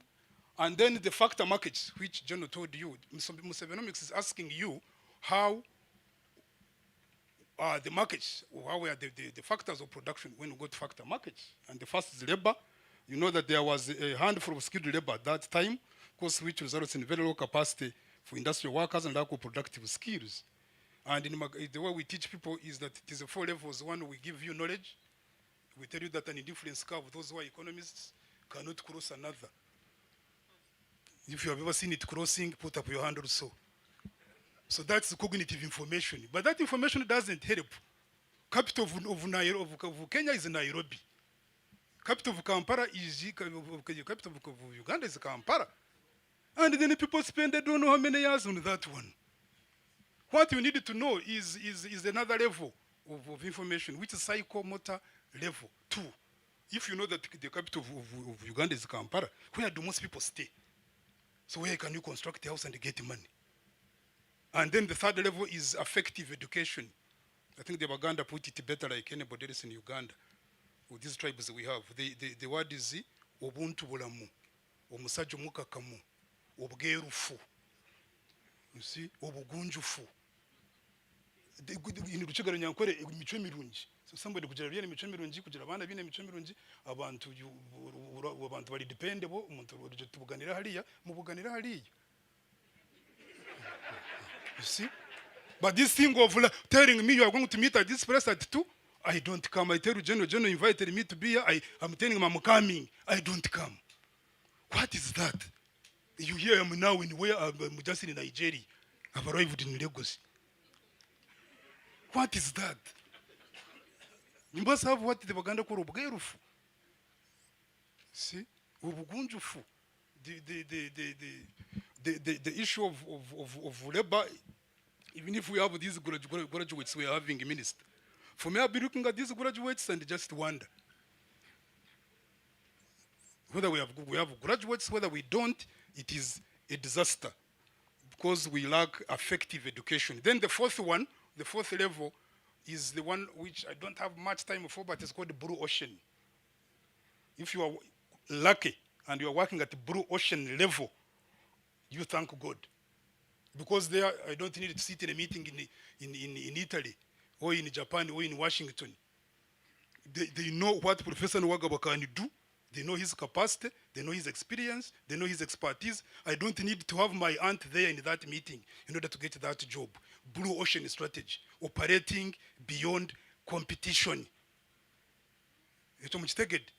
Operating beyond competition. That's where countries are.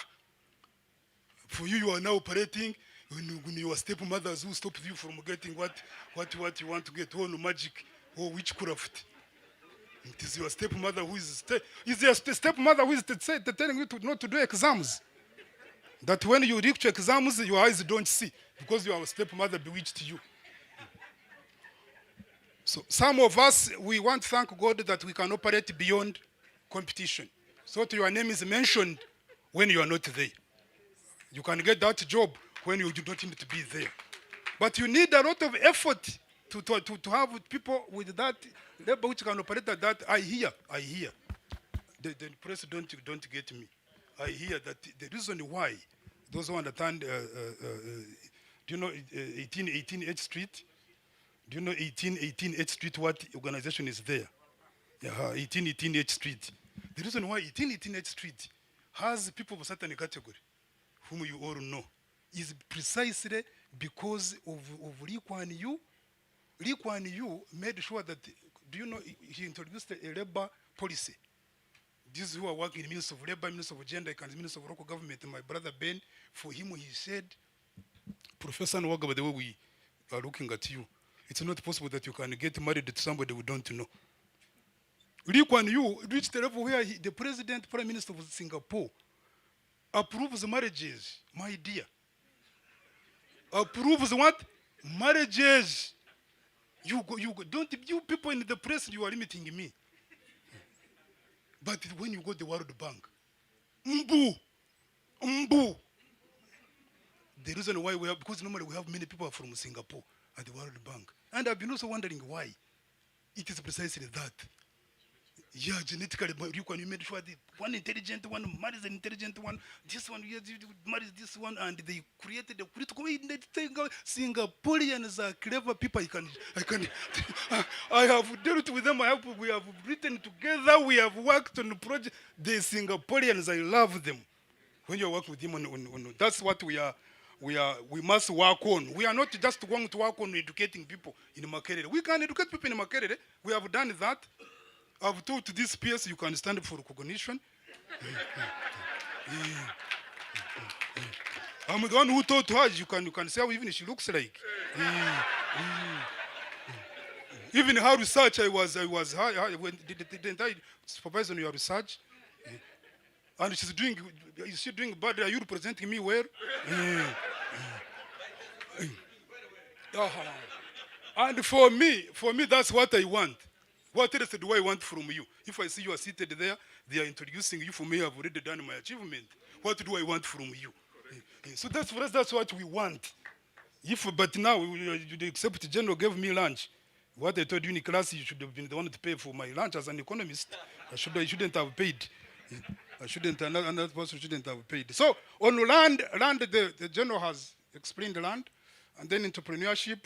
At independence, there was an impressive entrepreneurial class, but largely comprising the Indians, because us, we are not very much integrating the economy towards the Indians.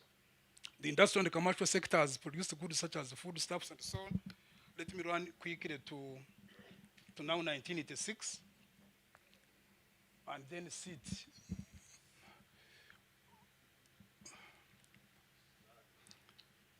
It is not picking. Now, the president asked General Saret to answer what was the economy under. He was asking, correct? What was the economy? How much was the collapse of the economy around that time? And I've attempted to answer. One was the Africanization of the Ugandan economy. And for us who are in Kabale, there's nobody who understands this more than us. My home is on the border with Rwanda. To go to Rwanda, I don't need a car. I just walk. And that's when smuggling started. Coffee from Rukunjiri, I was just seeing it on the border, and we are getting a lot of money. I don't even know how I became a professor to be in school.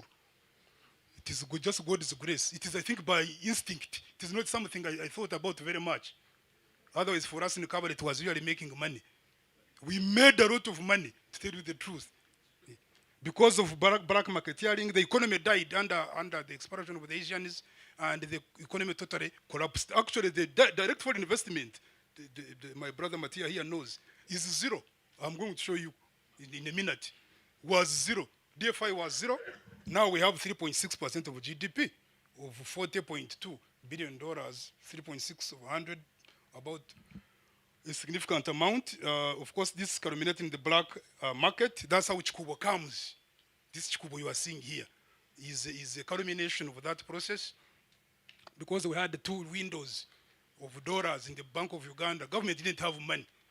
So they had, in order to get dollars to buy something abroad, you had to get, for you are just lucky, especially these younger people here. There is a time with these forex bureaus, we have just introduced them very recently. To get dollars, my dear, to get dollars, you have to go to Bank of Uganda for the whole month. You're getting a cheat to be able to get $100. I remember very well with my brother Kamuntu. And General Saleh doesn't want to hear this. He is also a graduate of London School of Economics. We are like three. So we had nationalization of business enterprises. Kachira Sugar Works was completely nationalized. Madivani was nationalized. Mayuni has just come recently. The Meta Group, the Uganda Cable Corporation, they have just come recently to take over these things. So the industries completely died. Economy completely atrophied. So the collapse of the industrial sector gave birth. It is the one which gave birth to this word you call bayaye. That's how this word comes in. Yeah, magendo comes in, bayaye comes in, mafuta minji comes in. Because there was no commodity in the market. And then you have the expansion of public sector, which tried to do, but it couldn't take shape. So this was the expansion of the Indians, and I want to since the minister is here, I've already told you I was in the US, I was in Canada the other day. This is still a very big problem in the diplomatic, my friend Charles is here. This is a very big problem in the diplomatic service. Don't expect many foreign direct investment, because most of them here, that custodian board, up to now has not solved their problem. People are still quarreling on their properties. They were not reacquired back. it is still a very big, dark picture on ourselves and the economy. So this is not good. Those who are in diplomatic service, this thing must be solved with the president and the cabinet and the parliament. It is something that we must solve very quickly. If I want me to bring money here, when I heard that somebody came invested here $100 million, and the man has never been given back. Government must find this money, in my view. Government must find this money to make good of your bad behavior which you have. You can't sit on that dark history and assume that your children will get jobs from where? Who is going to bring money when they know you are chasers of people who have money? The general impact, therefore, for many policies were three. One was inflation. There's no inflation here. When I see you crying, you are crying over what? Who told you there is inflation here? We had inflation over 300%, and it would be in a week. But when you are something small happens, you start crying. Crying over what? This inflation we have just 6.8%. The other one was 300. You'd find bread, which is 4,500, is 20,000. Then how many basins of tears are you going to have if it goes there? Exchange rate was around, Uganda's was 7.1. SDR were 9.7. The pound, the sterling, the 4. SDR currencies, which you know. And the foreign direct investment was zero. I've already told the minister. 1986 actually was zero completely. And then the growth of GDP was plummeted to 1,420 million, you can imagine. Now it is 41.2. Isn't that so, my brother Mattia? We have rebased with the $2 billion because of the oil infrastructure, which has helped us a great deal. Now this is why I just ask you for 10 minutes and then we finish this. The president asked SEC, what has now government done since 1986? And I will carry you through this quickly. And is it true that the government has done well? Some of you are saying no, others are saying yes, but you need data. You need data to be able to say what you are saying. We normally hate people who are talking like our people just know Marugwa. You normally hear some of you talking like Marugwa, Nikatanga and so on. And some of you have been in school, especially those who have been in Makerere, and they hear you talking like that. We feel very perturbed. Talk with the data. If you're a member of parliament, don't stand just on the floor because you want people to see you. Have your research department, get somebody to assist you, get the data and interpret it for you. And then you are able to be heard. If I were a speaker and you are just somebody who just wants to talk and say, don't get that, yeah, when they are not picking your hand. Number one is security of persons and property. This is what the president has done. And whether you want it or not, government has understood, it understood this very, very well. That my friend Jeffrey Sachs is the economist who was the advisor to Kofi Annan, and he's director now of Earth Institute in Edinburgh. He says that really the road to growth and prosperity, that road is really peace and security. It's really peace, security, and stability. When I see people joking with the peace, that you cannot eat peace, okay, you go and eat bullets, okay, and we shall see. And eat bullets. You need to ask us when we were sleeping in the trees. These vehicles you are driving, I can see you driving vehicles, you are driving a V8. And you're a private person, even if it is red numbers. You could not do that. Somebody will come at, why do you think Swahili is here? I'm very happy government is introducing Swahili. Which words did we know in Swahili? Toa viatu, lala chini, fungua mlango. So when you say Swahili here, minister, you have a problem. I don't know how you passed it in the cabinet. We need to congratulate the cabinet. Okay, we need to congratulate the cabinet. I don't know how you succeeded. Because we don't want Swahili. We really don't want, because it is a fascist. It was just a fascist language. Then privatization. The president was asking the SEC to ensure that privatization can be understood. And you saw when we are at the body of of my brother Governor Mutebile. You had I was seated with Suruma, and the president was there. We were discussing, and of course the president said that Suruma was correct. I want to echo the words of the president. The president said, President Museveni said Suruma was correct. Although the methods, of course, they used were, yeah. So that in other words, we need to rethink. In fact, I want to really get this debate. We need to rethink privatization. Can you privatize, for example, electricity? Or if you do so, do you need 3 agencies? It could be good, but you may not need 3 agencies to do that. So while privatization is good in the Uganda Transport Company, in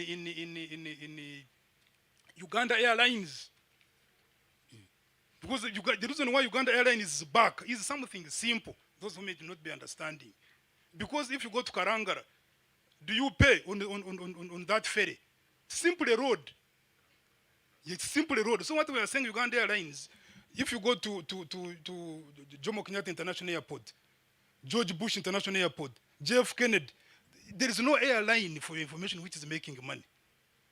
It's not that you want to make money in Uganda Airlines, but we want to boost like the proxy, we want to boost tourism to make sure people can reach Entebbe Airport, proceed to Kabale. We have Mountain Gorilla, and already when I come from London, the person I'm seated with, I already told him we have Mountain what? Gorillas, and we are the only ones in Kabale. Although some people are claiming it belong to them. Now, when somebody reaches Entebbe, how does he arrive in Iksoro? In that dust and so on, he cannot arrive in Iksoro. So we want this person to arrive in Iksoro very, very well. So we have Uganda Airlines, like infrastructure. I think we are together there. This is just infrastructure. And that's how all British Airways, Sabena, United Airlines, SN, all these are not money, but they have infrastructure component in there. So if you are in the parliament, that's where we want you to help us. So Uganda Airlines is coming back is very good news. Very, very good news. The problem, as usual, is management. Which can be sorted. But then the airline itself is very, very good, so that we can have $1.7 billion. I mapped this during COVID. I was almost actually dying in Amsterdam. UN told me to map all your brothers and sisters the money we are having in all these countries outside Uganda. And I mapped it very, very well, $1.7 billion, plus the 1.6 you are getting, Brother Mattia, in the remittances of these house girls. House girls are $900 million. These house girls alone, which I hear you saying, the house girls. If one house girl is abused, should you remove your arm, you cut it off because your child has stolen a maize? You people. Don't bring us trouble. Reason at a relatively higher level. So if a few girls are abused, do come to Minister of Gender and work out a procedure. But these girls bring here $900 million. Let me repeat it. Total is 1.6 plus the other 1.7 of tourism, 3.3 divided by 41.2, 9.7% to GDP. Where are you going to get that money? If you want to stop the girls from going, where are you going to get that one for? To balance the budget and balance our what we call externality. To balance the balance of payment. Where? So don't just be there talking and talking. You can talk, you can allow you to talk, but sometimes when you are talking, know the people you are talking to. So the other one is return of Asian properties. Here we have General Charles. You have to look in your colleagues and work up on this matter. There is a case even which General knows. General, this Canadian case must be resolved quickly. You know it very well. We have a Canadian case. This Canadian Muindi must be resolved very well for this land in Temangaro. It is a very, very dark picture on our case. Yes, it's very, very hot, but it needs really to be resolved. Then you have diversification of cash crops, which government has done very well, especially the sim and all the other crops. Expanded markets. Congo has come in. And we want to congratulate the government for increasing now our markets. Those who are doing other things, when you are discussing, know also the audience under which you are discussing. But if you say that Congo is very bad, to come and we expand our market, especially for us who are in Kabarin, we want to sell our products. And our potatoes don't have markets, our vegetables don't have a market, and now we are having a market. I really don't know what you're talking about. Then you have addressing the land question. I don't want to repeat this. Let's continue. Let's go. Addressing the number 7 is the introduction of UP and USE, which we have done very well. We have got administrative issues of retention, but definitely we have done very well in making sure the children can go to school. Even if they study under a tree, it is much better than remaining at home. I started the primary when I was 8 years. 8 years. I never went to nursery school. I hear for you go to nursery schools and so on. But if such a, my mother must have feared as a widow, must not have really must have feared to where would she get money from until I was 8 years.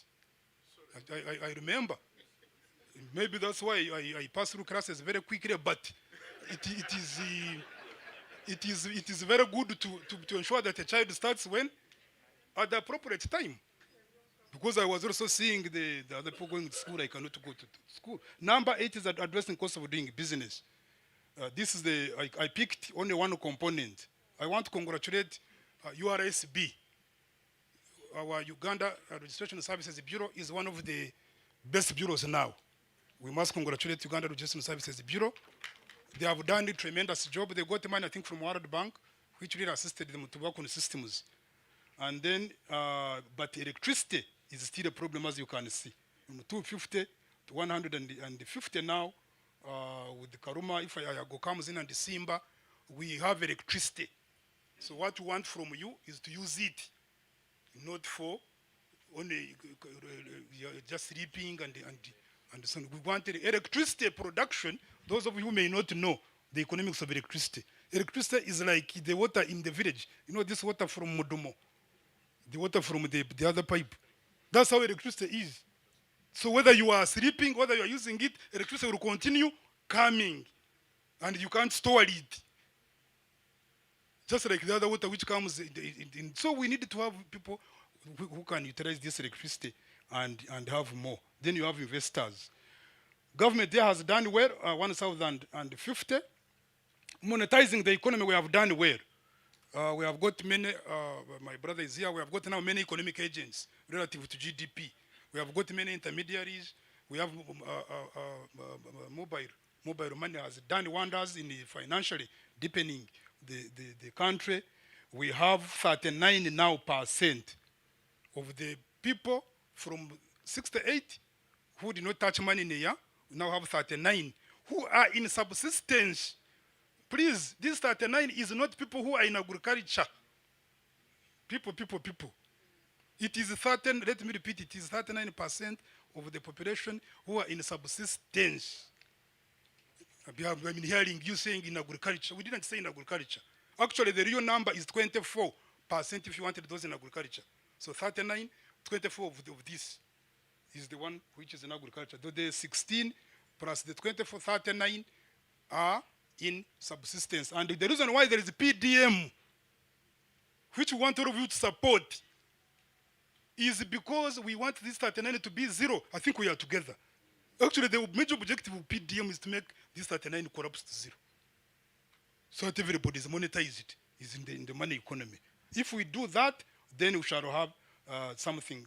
You now have those who are economists here and the finance, which then we shall increase aggregate demand. People have money in their pocket, can buy a commodity.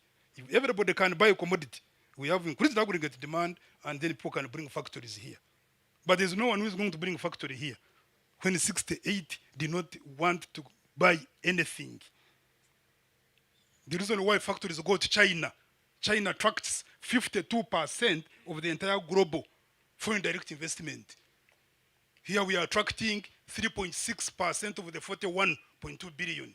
Why is everybody going to China? Because China has increased aggregate demand. People, it is a big country, now 58 billion. People can buy, even if for only one bottle of mineral water, times 1.58 billion. Who is not going to put a factory there?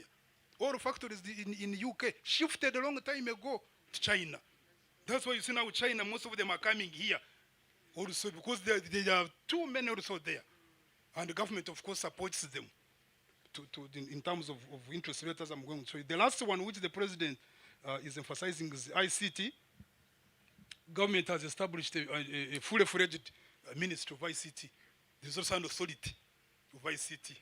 I'm currently doing research for ICT. I'm calculating the access of ICTs by UCC.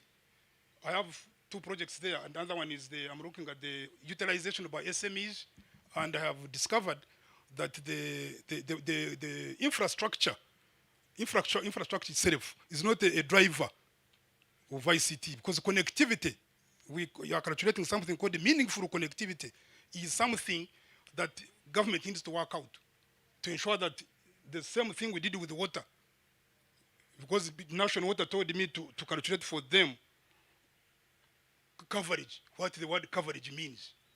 Coverage means, I told the National Water, it does not mean that you have brought a pipe which is running here, just like this. Coverage is not from the supply side. Let's go to economics again. It's also from the demand what? Side. Somebody should be able to use the water and connect. Just like electricity. It's not good to take electricity to Kasambia in Mubende. And then people see the poles passing the house, and the members of parliament, you have a habit of doing that. I know you. Especially when you come to elections, you start bringing poles. But we don't need the poles, we need the wires going to houses. Please, please, please.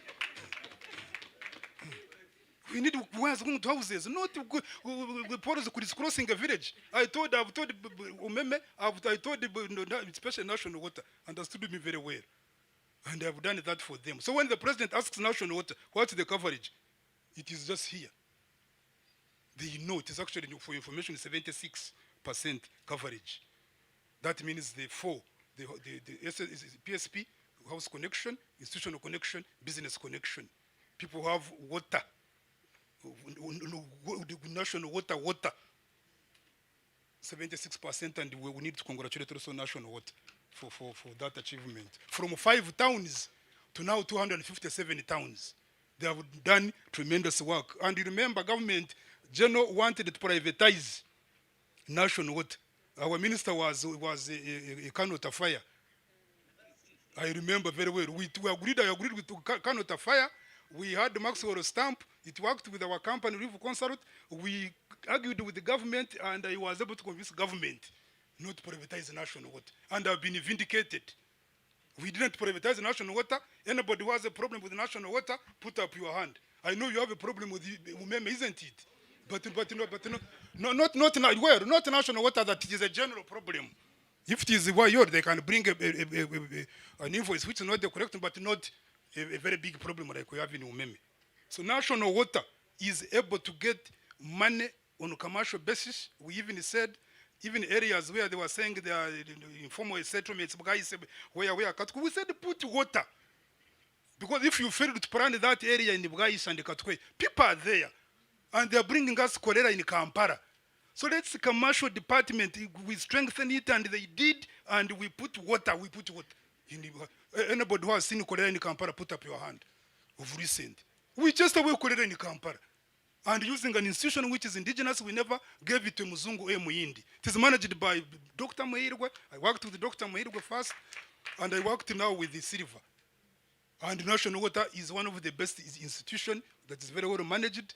Internally, the engineers are there. We train them in the Makerere. They are not coming from abroad. National Water is a National Water. That's why I want all your institutions to run. Sometimes you are running to these people when we are better equipped to do that.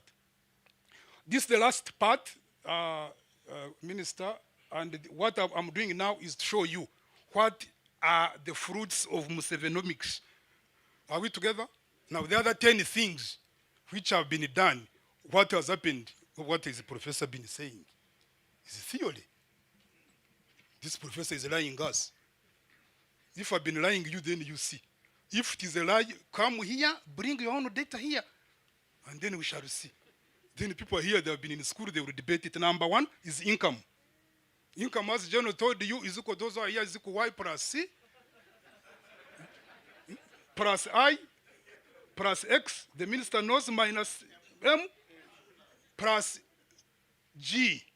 And as Professor Nwagabe, professor can add something, even if it has been published in Harvard University.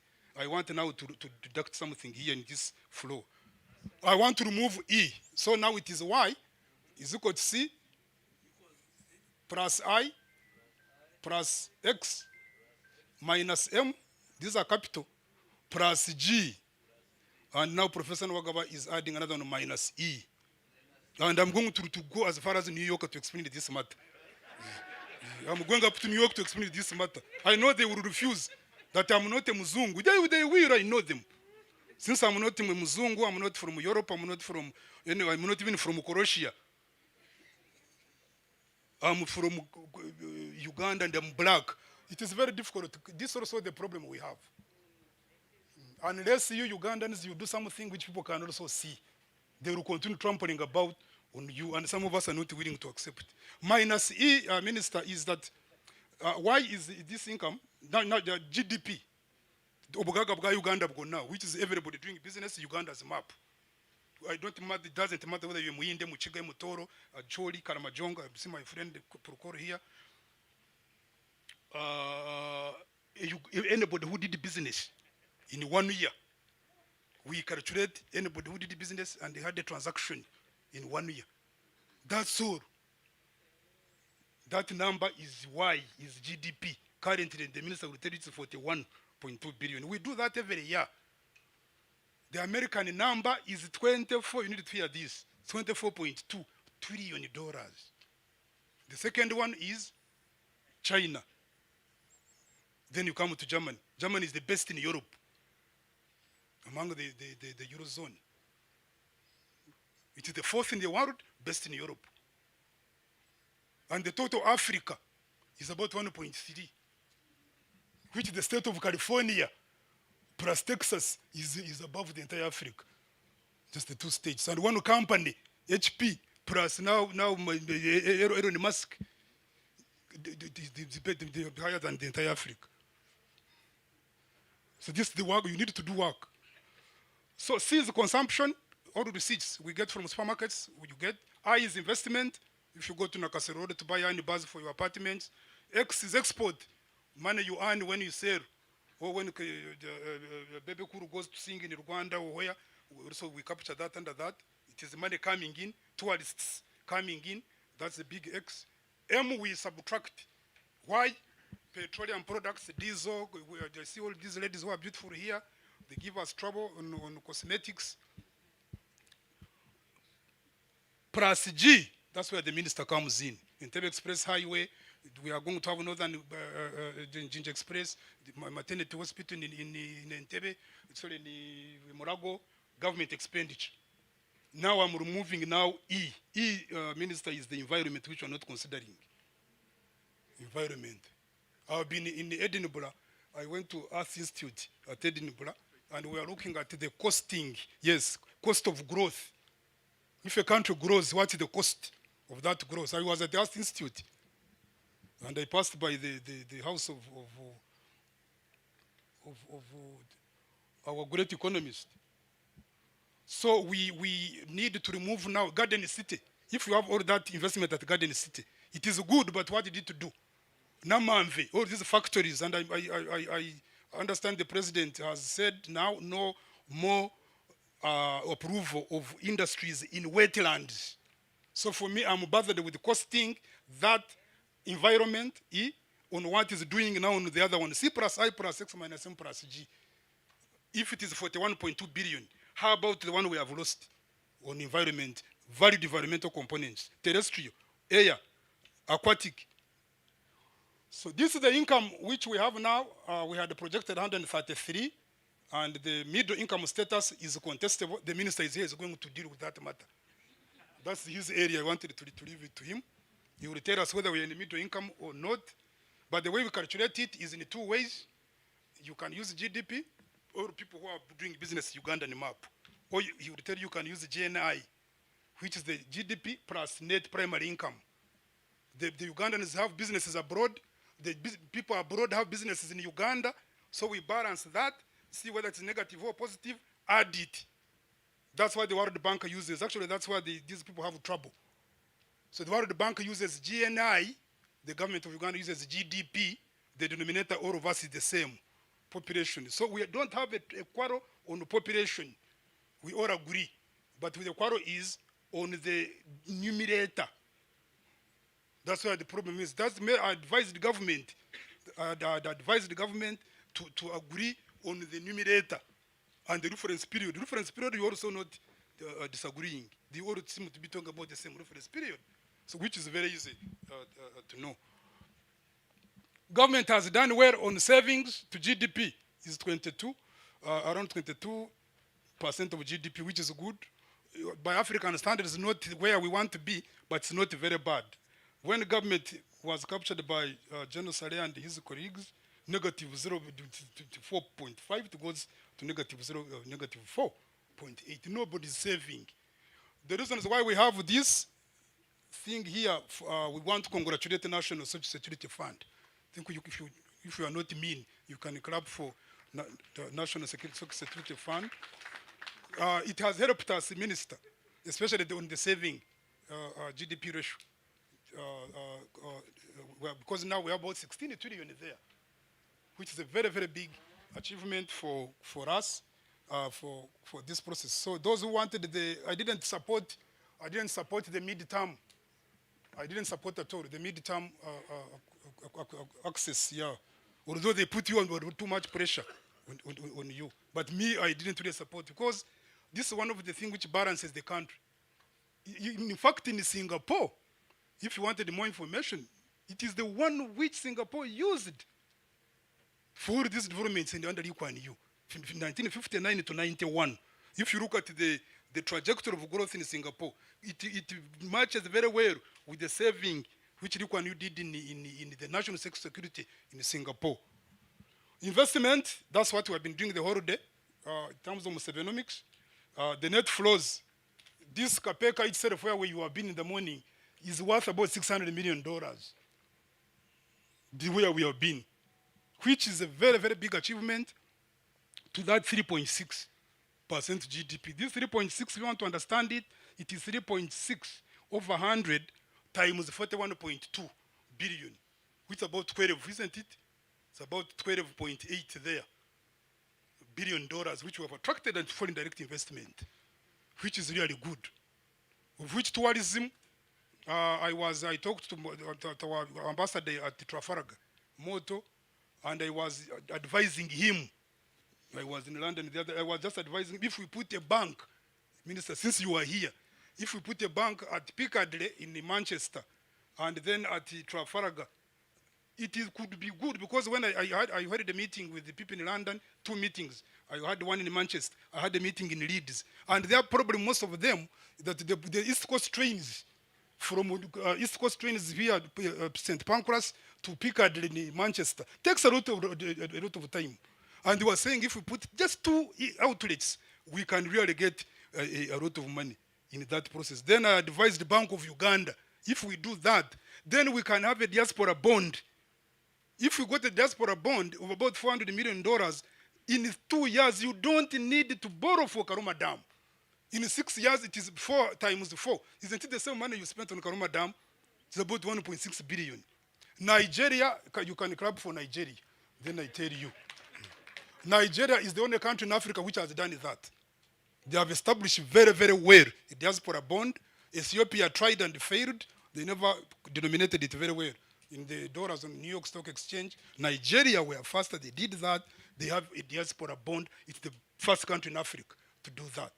I've told the Bank of Uganda they should start discussions so that instead of this more money, the money I'm talking about, this more money which your brothers, you are stealing some of yours. So they send you money, you show them pictures of other people's houses. This is what you are doing to them. They told me, especially in Manchester, they told me. So they no longer want to send you money which you are stealing. So since the minister is here, I'm just giving you advice. Get a diaspora bond, work with the Bank of Uganda, then we streamline this money. And it is not very hard. You will tell me it is not very hard to have $400 million in the next year, since COVID has, after these post-COVID problems. And then 4 years, why do you need to borrow for Karuma Dam?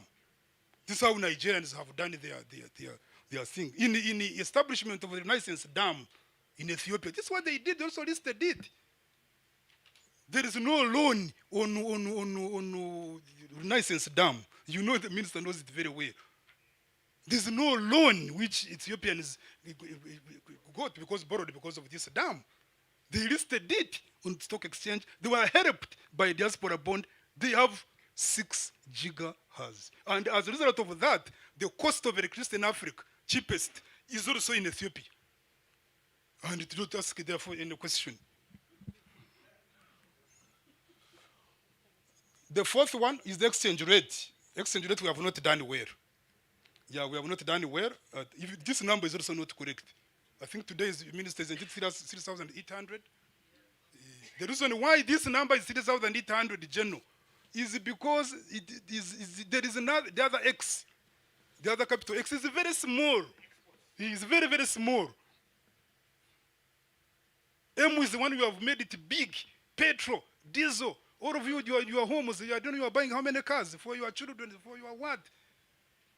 We are saying, can you have fewer cars and even ride the bicycle if you can? The Prime Minister of Netherlands goes to office on a bicycle, if you have been there, just near the International Court of Justice. Parliament just next to International Court of Justice. I have seen him myself. Because the situation is not good. But for you are going to insist to continue having 1.8 million liters a day, Minister. You are putting pressure on the minister to borrow money and prime fuel. The minister, Matia Kasija, don't do that. Don't do that. That the government should get 3,000 shillings, puts fuel. How do you know that they will not increase after he has put in the 3,000? Then it remains 3,250. Then after the next week, they increase now to another 6,000. And the minister, you want to get 3,000 times 1.8 million liters a day, times the 31 days in a month, times I don't know how many months Putin is. Do you know how many months Putin is going to be in Mariupol?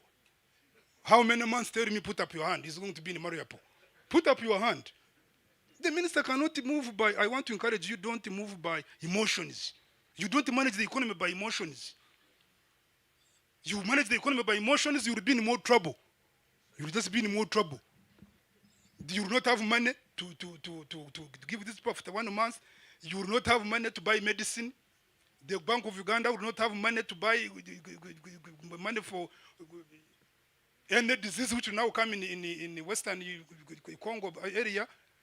Then the government will not pay you treasury bills. Government has defaulted. That's what you want.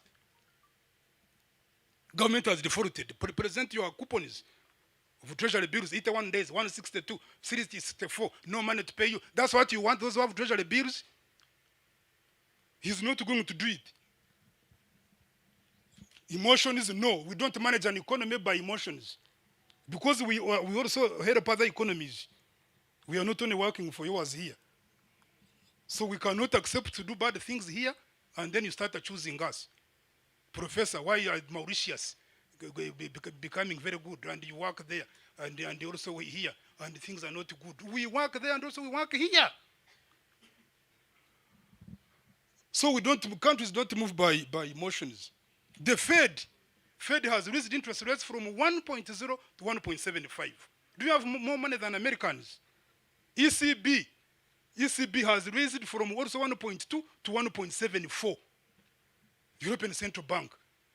The European Commission has said no emotions to bring this in this process. And I support ECB, I support the Fed, I support the Bank of Uganda, I support the Minister of Finance. They are doing the right thing.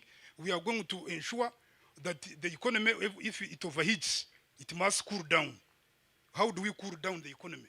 We have to make sure aggregate demand is balancing with supply. That's why we don't want you to drive so many cars, so that price of fuel can come down. But you don't want. If you don't want, we touch another transmission mechanism. But if you allowed, then the supply would have balanced with the demand. But because of bad economic behavior, we use other transmission mechanisms, which in our view we know. We are not only thinking, but we know they work. But also to array your fears, normally shocks do not take a lot of time. No, we don't expect these shocks. What we're experiencing is a shock. It's not a very big, long experience. Shocks don't take a long time. So if you don't have food at home, if your father has lost a job, and you have passed through those experiences, your father has got an accident, terrible. You are in school, your sisters are in school, what do you do at home? You pass through that experience. Some of us, our fathers died, even if we don't know them. Aren't we here? Did we write that, Professor, you are no funny? I write it. Who is interested in knowing it here on my forehead? I work hard. I read, put my foot in the water and put the ice. And moreover, it was in Kabbalah, which has temperatures lower than London. I'm going to here can clap for me. I'm going to here. Did I cry? I want to cry. Who is going to be interested in your crying? Who is going to be interested in your crying? I worked with my mother. We had a cooperative union. Athad knows it. Polycarp knows it. Musingu's here. And we had vegetable growers in Kabbalah. We took the IOUs. The headmaster could accept it from my mother. The cabbages, the cauliflowers, the carrots, we grow those very well. That's why Amini was saying that the people in Kabbalah are good vegetable. You remember? In Kabbalah, they were good vegetable. Then somebody had to say, good.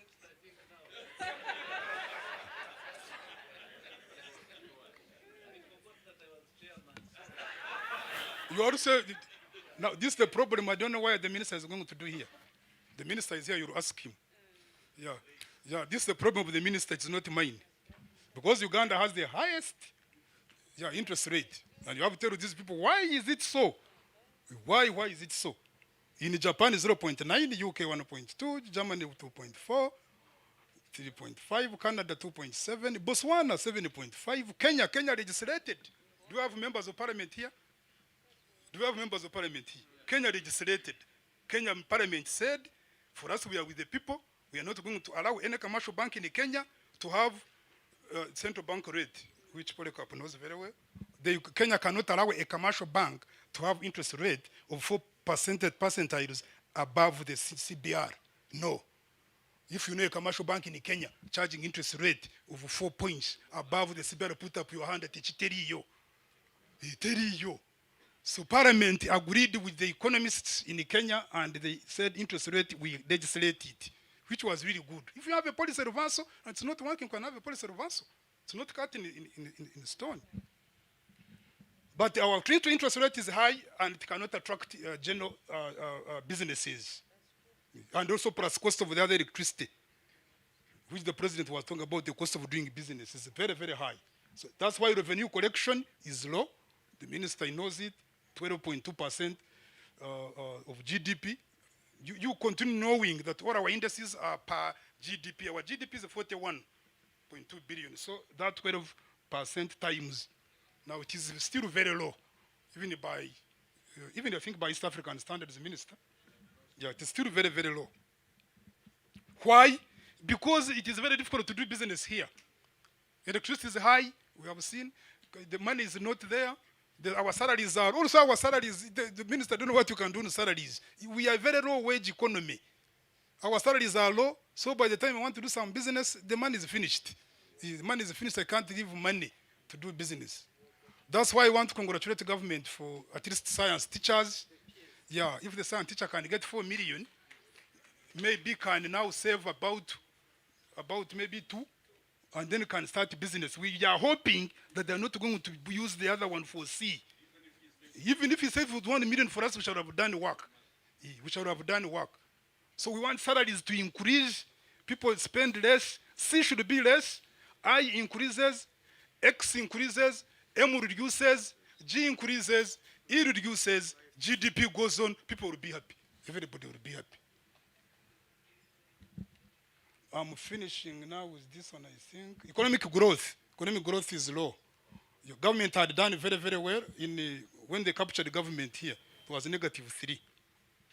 every time we are reducing obugaga bwaffe busereba bwadde busereba. So when in 1990 it increases. General, can you explain what happened in 1995? I think you have been explaining it very well. What happened? Why do we have that peak in 1995?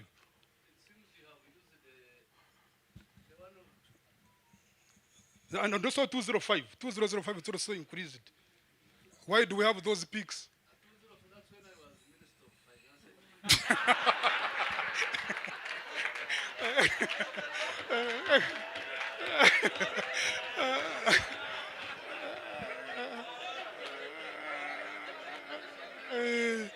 Because it is because we have two peaks.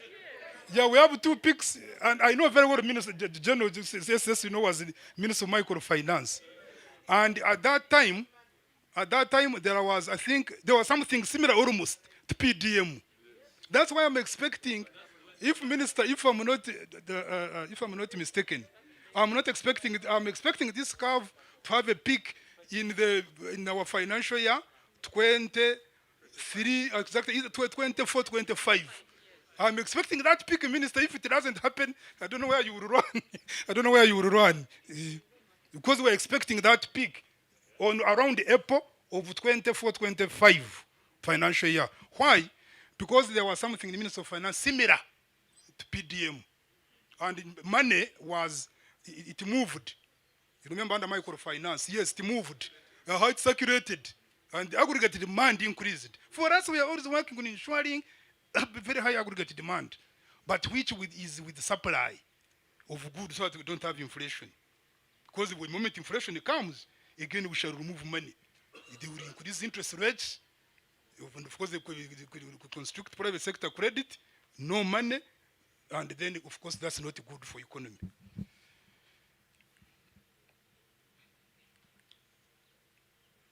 So what is the economic outlook? I'm finishing. Government has pursued liberal economic policy, which allows both domestic and foreign direct investment, and we have business competitiveness. This should continue. This needs to continue. We are not going to urge government to start setting prices of things. No, that will not going to happen. That's why petrol cannot reduce, because the government doesn't own any single what? Petrol station. Where does the government have any single petrol station? Petrol stations are managed by private sector. They know where they buy fuel. The only thing government can do is to talk with them nicely. What can we do? And please. But you cannot expect the government to say the rate of fuel, not even reducing by 100 shillings, they cannot. Because it doesn't own what? Fuel. The discovery of oil and gas provides tremendous economic opportunities. Ugandans must be alert to partake of these great opportunities rather than complaining. If you continue complaining, Kenyans are going to come and take over. Remember, we are in a common market and borders are open.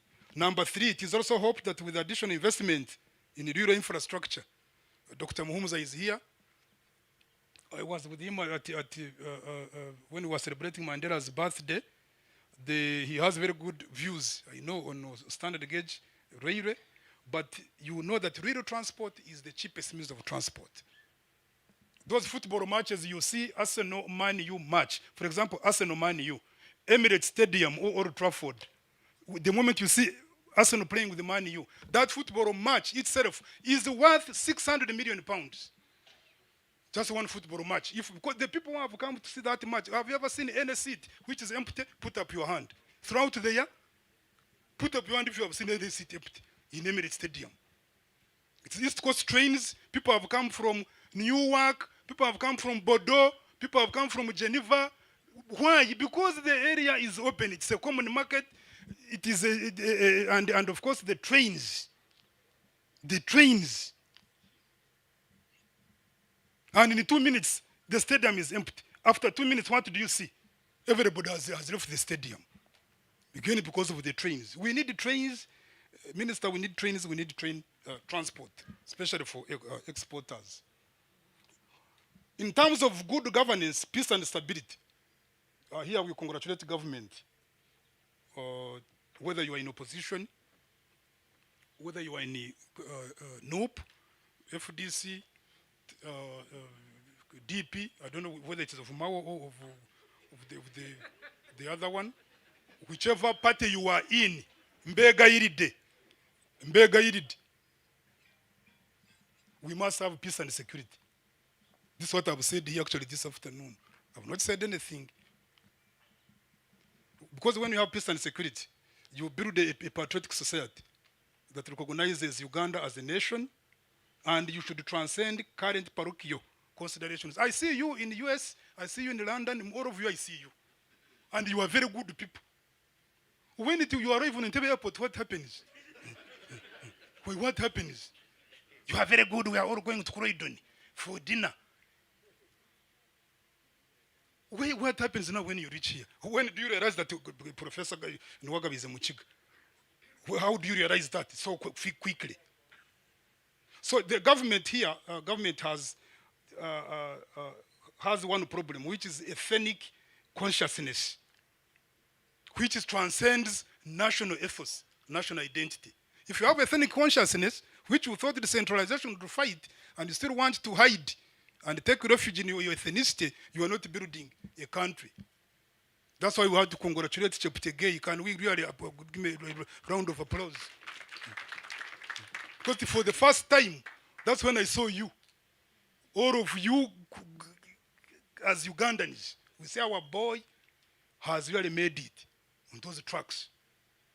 When you are in London, you go to Sainsbury, you go to Tesco, you go to Safeway supermarkets, you will find there Bogoya from Jamaica.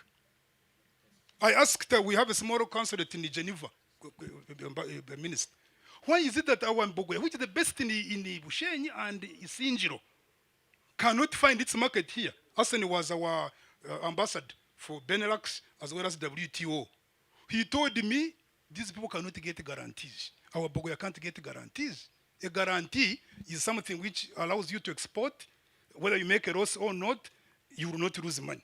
The government did with the people who exported this maize in South Sudan, and the war breaks out. Government must have guarantees for exporters to when I take my maize, it doesn't be affected by war there.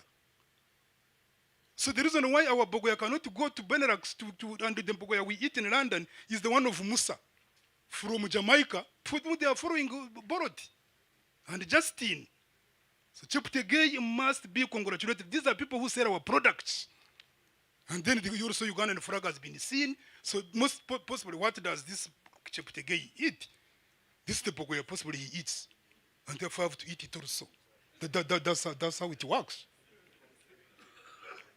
So you establish a national ethos, this is a value system that binds us together as a country. If you fail to continue getting something that binds you together, you have Republican Party, you have Democrats, you have red states, you have blue states, but they have United States of what? You cannot claim that you have a blue state or red state unless there's elections. But for you who continue being a Muchiga and Nacholi, whether it's elections or not, you continue being a Nacholi way, Rangi way, Muchiga way, Mutoro. What have you done? That kills, it doesn't build the business. That doesn't kill politics only. It also doesn't build business. So we need to establish a national ethos, which is an object. I don't know which object can be this, that we can all rally around. This object must be found. I'm doing a very serious study, which I don't want to tell you here, but it should be able to move towards that direction. Then mindset change. What we did, General, in NPA is that program number 13, government now is working on what you call program budget, planning and budget. We have 19, I think we have been increasing them, Ben. We had recommended 18, but we have been increasing them. Yeah, now I think we have 20. Yeah, for us we had recommended 18, I think. Health and education, I think they didn't agree. They separated, and another one. But program number 13, I think, is mindset change. This is the one I want to end with. Here I've said two things, peace and security, and then the mindset change. This is what the professor has said. Now, the reason why South Korea is the largest now 7th company in the world, especially Samusanga. This man was selling rice in Seoul, but Samuel Mudong is the same as NRM.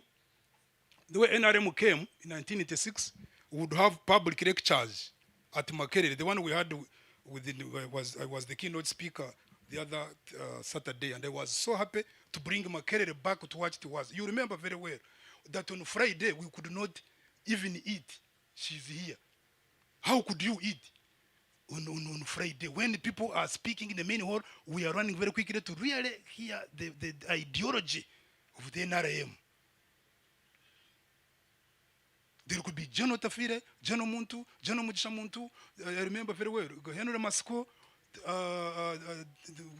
Mayombo, General Sarah. I think you are too much in fighting. Bakumenya nyo. Kasigazi, Major General Henry Masco. I think I saw the princess here. Exactly. So I was with this princess would be here in the social sciences room. It would be small. We moved the main hall, no eating. Because we want to get the city very, very quickly and listen properly. I wonder where this thing went. What Samuel Mudong was doing in South Korea, which is still there, was, for them, they were really unloving your country. Love your country. If you people, you don't know the magic in loving your country. If you are a girl who is here, a lady who is here, you invite me, I will come on your wedding and also on your giveaway. But I cannot be your father in any way. I will put on the best suit, which I can manage to get, but there is no way I can replace your father or your mother, which are be guests. Buy your mother a good movie, or buy a movie, looks very well, and this is your mother, you cannot borrow your mother. Nobody. What does Professor said? Third thing. Nobody will love Uganda on your behalf. On your behalf. No one.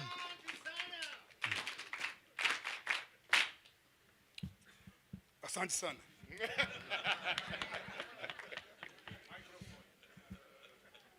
So, Professor, thank you. Thank you, Professor. I think I deserve a hug. Yeah, I think you should I've earned the hug. You should be my advisor. I've earned the hug. Thank you. Thank you, Professor. Thank you. Yes, sure.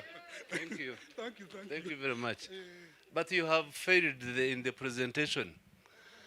Because the most interesting thing which you had done before, which I think would stimulate the minds, you had marked on the marking.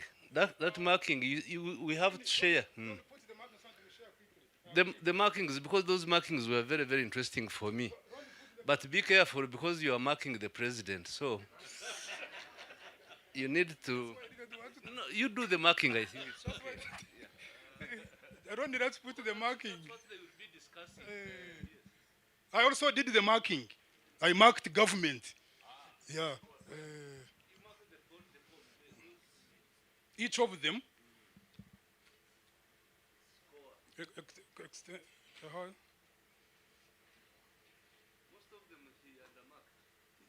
Sure. Peace and security. That's 90. Yeah, because we still have sporadic areas in the. Though we can agree, that's why you are here. It's not cast in stone. Yeah, it can be discussed. On privatization, it is 50%, because we really still have problems. 50, I think that's acceptable. On return of Asian properties, General Charles is here, and your colleagues. General Barga, I think General Barga here. 40%, because we still have so many cases yeah, actually it should even be less, which are not resolved. In terms of, let's go down. Diversification of crops, 60%. Because we still have aflatoxins, we cannot export our maize to Kenya. Kenya was buying maize from Mozambique. Malawi, you can imagine, because you have failed to dry maize. And the common market is not your uncle or your aunt. Then you have expanded markets, about 70. This is correct. Yeah, that's correct. I don't expect much discussion there. Then addressing the land question, 30%. This is a very, very big problem in Uganda. You have 12% of the land question. You have UPE. We have achieved enrollment. We have achieved the other first level cognitive, you remember? But now building capabilities, even Ubuntu Bulamu, instilling effective education. Blue Ocean, you cannot achieve that. Then on policy, addressing the cost of doing business, I think this one is too high.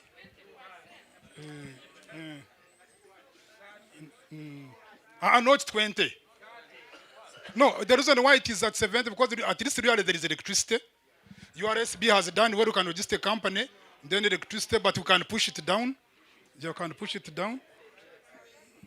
Yeah, you can push it down. Then monetizing the economy, let's push it down. Yeah, about 60, that's I don't expect a lot of discussion there. Adopting ICT is 20. Yeah, because of connectivity, it's still low, meaningful connectivity is low. And infrastructure is low. And the key message is peace and security. And however, the land question remains key. And so that those who are in the parliament, please, we don't want emotions there. We want you to stand and also do research. What did Singapore do? What did South Korea do? And where are they now? What did this do? Don't just speak in emotions as if you didn't go to school or you have not been traveling. And I see you traveling every day. What are you traveling to do? You also do what people have done. Thanks so much, General. Thank you very much, because that's what I wanted you to. Now, the Uganda Development Forum, the key members who have been active, can you stand up? Muhumuza, Professor, no, come in front so that, because you are the facilitators, those who have been working with us on Katende, all of you, bring your team.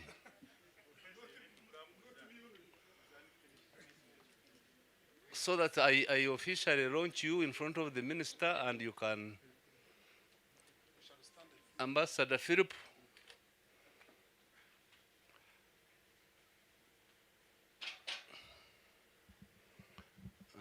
So this is the UDF team, Sylvia.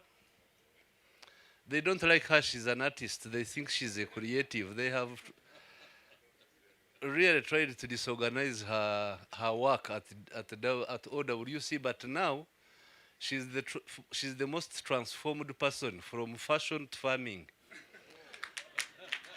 If she can show you her gardens in Tororo, which she has done in 4 months, you will be shocked. So congratulate her for moving from fashion to farming.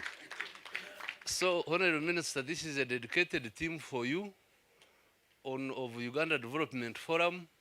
They have helped me to contextualize certain things which were beyond me as a military person. But I'm a very, very fast student. Whatever they teach me, I grasp and practice. Like when Professor was presenting there, he said, economic appears to have been impressive for the first 8 years after independence. But I've just discovered that the move, that Nakivubo declaration, the move to the left, completely wiped out Uganda capital. Finished. So the move to the left destroyed capital. Then 1992, you went completely to the right, structured adjustment program. So the society has been left, right, and we are trying to be in the middle now. So ladies and gentlemen, allow me to introduce the Uganda Development Forum think tank. They deserve all the support that you can give them, and Asante Sana. By name. By name, I think they can.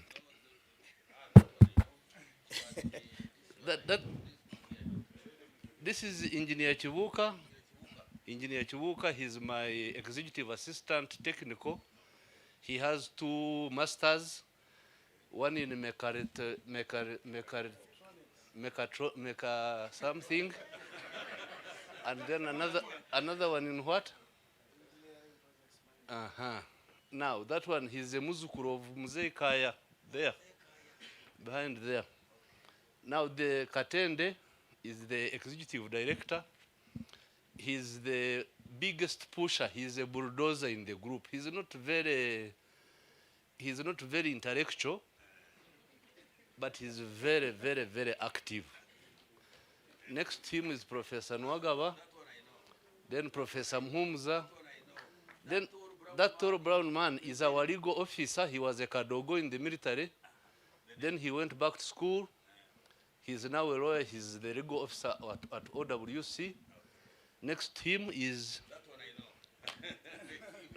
That's Mzee Nkuhe. Yes. Nagrik. So, these are the teams. My name is Henry Chalimpa. Yes. My site can't get there. You know, I'm 62 years old now. So this is the team that will be conducting this symposium for tomorrow. And I'm so happy to see many of the old colleagues. All those who know me stand up. The one I have worked with before, and stand up and I see whether you are still here. Arthur, stand up. CSO, you know, Honorable Minister, I'm the new role of OWC is to have the state and non-state actors sitting together to discuss issues. I'm so happy that the civil society is around. And then there is a think tank, a platform there headed by Porekap, there with the Rutaji and other colleagues who have also joined us. Who? Ben Kahunga, who is he? He's there. That one he can write painfully. He knows how to write painfully. So, Karib. So I think I have finished my part. Now I invite this is opening now. I invite the minister. Charles, say something, you are the one who went. You know, I was joking with you and you became too serious with this thing. Now you see where we have reached. Charles was supposed to tell us the citation, and why the name. He's going to say that. You can sit.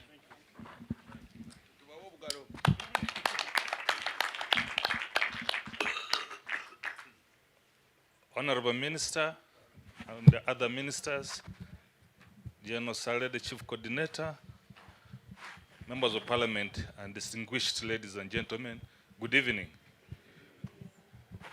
I want to appreciate God for our President and for what he has done from the point of sacrificing to go to the bush for 5 years and then start with achieving the first fundamentals, which Professor Nwagaba has really argued and put it very right, that without achieving the foundation of security, then governance becomes impossible, investment cannot be attained. So when you look at the systematic way our president has been focusing on ensuring that the Waganda say etafari soka is achieved. And he did that on security, and you can see in the scoreboard, security has been achieved by 90. The other balance, I know, will be achieved soon. And that is the component, after professionalization of the forces, we need to become productive so that we don't become a force that just keep taking from the national coffers. But our component in the neck is already beginning to take that direction.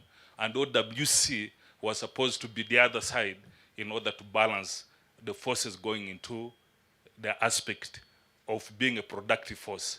For professionalism, we have achieved, for capacity to face any threats to our country and even the region, that we have achieved. So the other one is now becoming a productive force.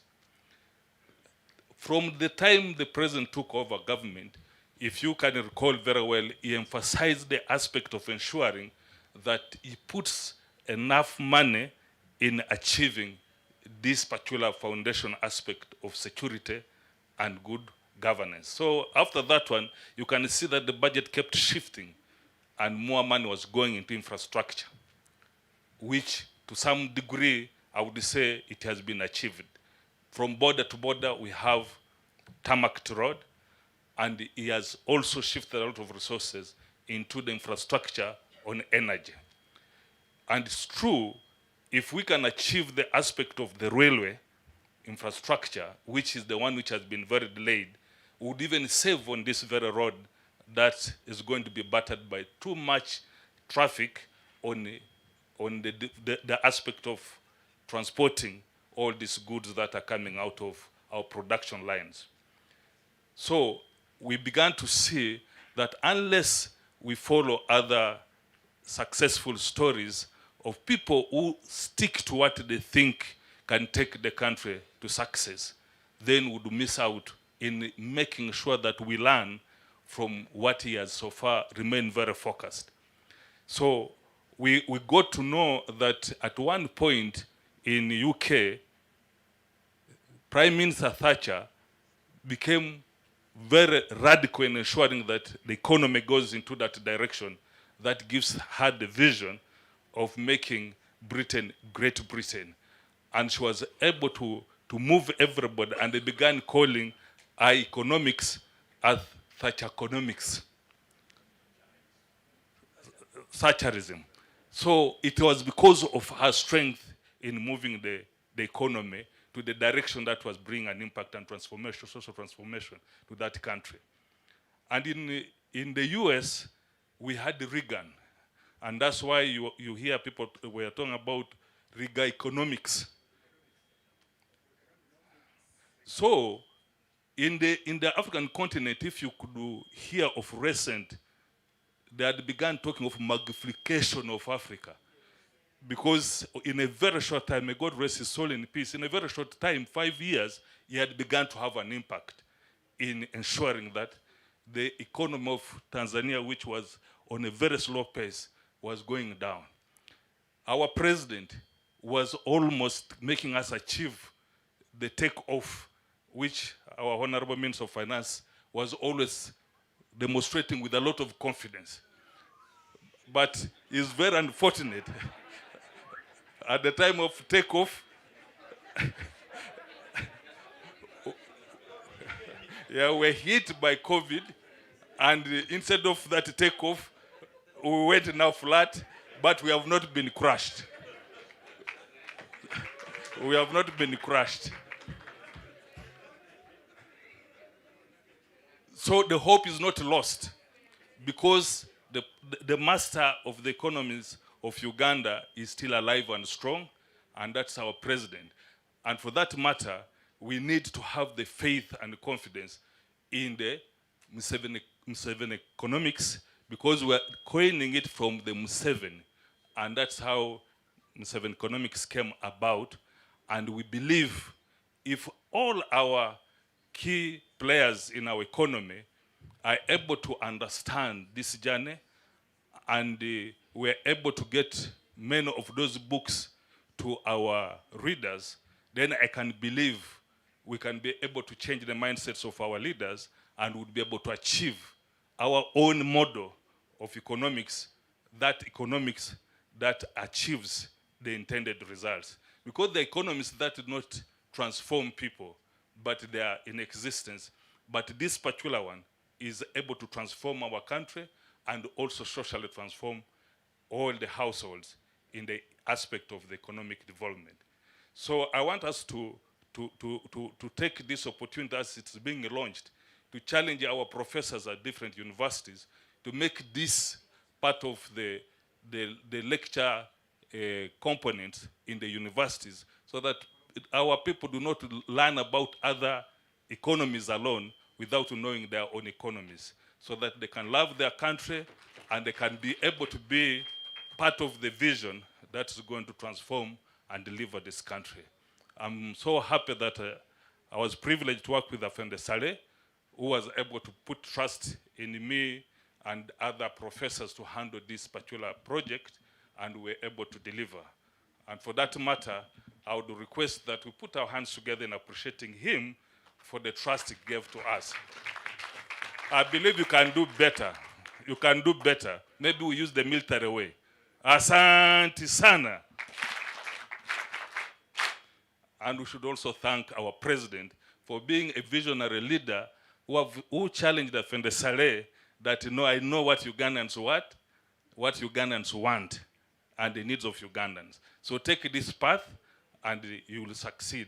And it's very disciplined, and all of us in the military, we decided to accept to take that direction, and we are seeing the same light that this is the route that is going to bring success. So PDM is part of this effort because it's bringing about the money to the local grassroots, which will eventually build the foundation that will be able to deliver the economy. So let's thank our president. Asante sana.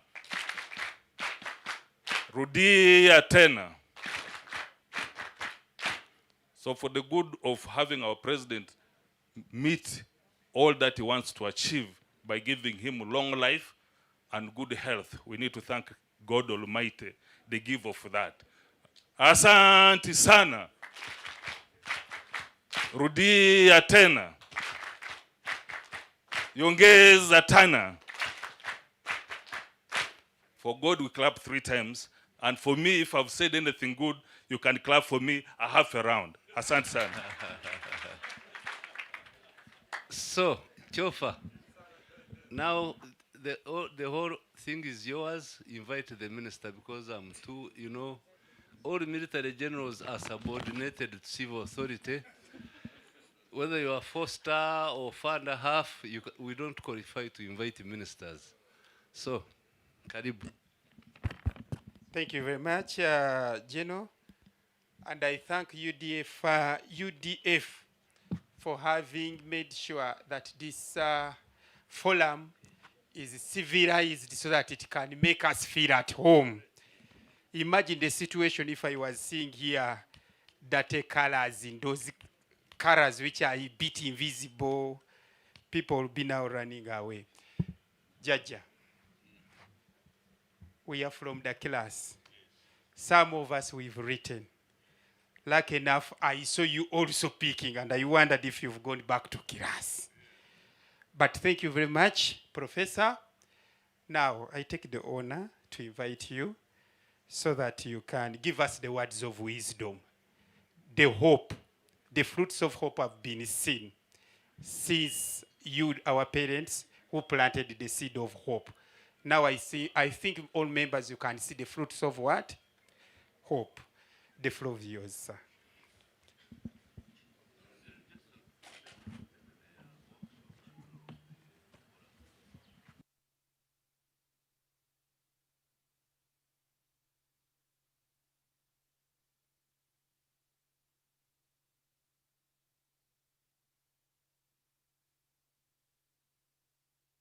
Me, I will not go by protocols. All of you, I love you, and I thank you for having come to attend this forum.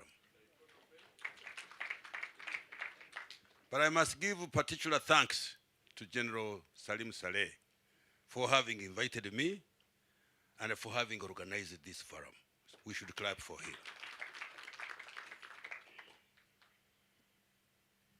I'm also extremely happy as a pseudo-economist.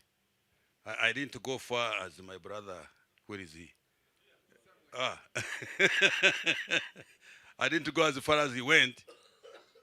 But now you have coined a very interesting name, a very interesting word, Museven economics. Musevenomics. Is that right? So I congratulate you in all this. Now, I think what I will do is to give in, to fill in a few things that the professor talked about. Then I will make a general comment. Land tenure in Uganda is a problem. I just want to give you a good concrete case that I witnessed on your Kampala-Entebbe Express Highway. Somewhere in between there is a rock. And this road was passing straight into the rock. I don't forget the name of the kialo. It is called what? Ntezamugalu. Now, the road was going through that, and we asked the landlord to allow us to do so. He said, no, if you want the road to pass here, I want 4 billion shillings. This is the truth. I was with Byabagam. Byabagam was the Minister of Works at that time. I said, what? I went there, I tried to canvass him. Please, this road is very good. It will even make your land here much more valuable because you'll be having a road. The man refused. Eventually, he said, okay, you can give me 2.5. I said, get off. We refused. So we went and diverted the road now. We went and diverted the road. Imagine the cost. First of all, the project was delayed, but also it cost a bit of money, but not as much as that man had asked us to pay. So that is one example of how our land system is negatively impacting development. Again, he talked about the cost of goods in the days of Amin. I want to tell you, I was a very good victim of that. And as you know, I'm not young, I'm approaching 80 years, so I have seen all the history right from the 50s. We one time were using pawpaw leaves to wash. Pawpaw leaves to wash, you younger people, have you heard? We came to a point where the economy had totally collapsed. You couldn't even get one piece of soap. If you wanted the soap, then you would wait for somebody to go to Nairobi, and then you ask him to bring you a piece of soap, either bathing or washing. But some of us, even we washed clothes using pawpaw leaves.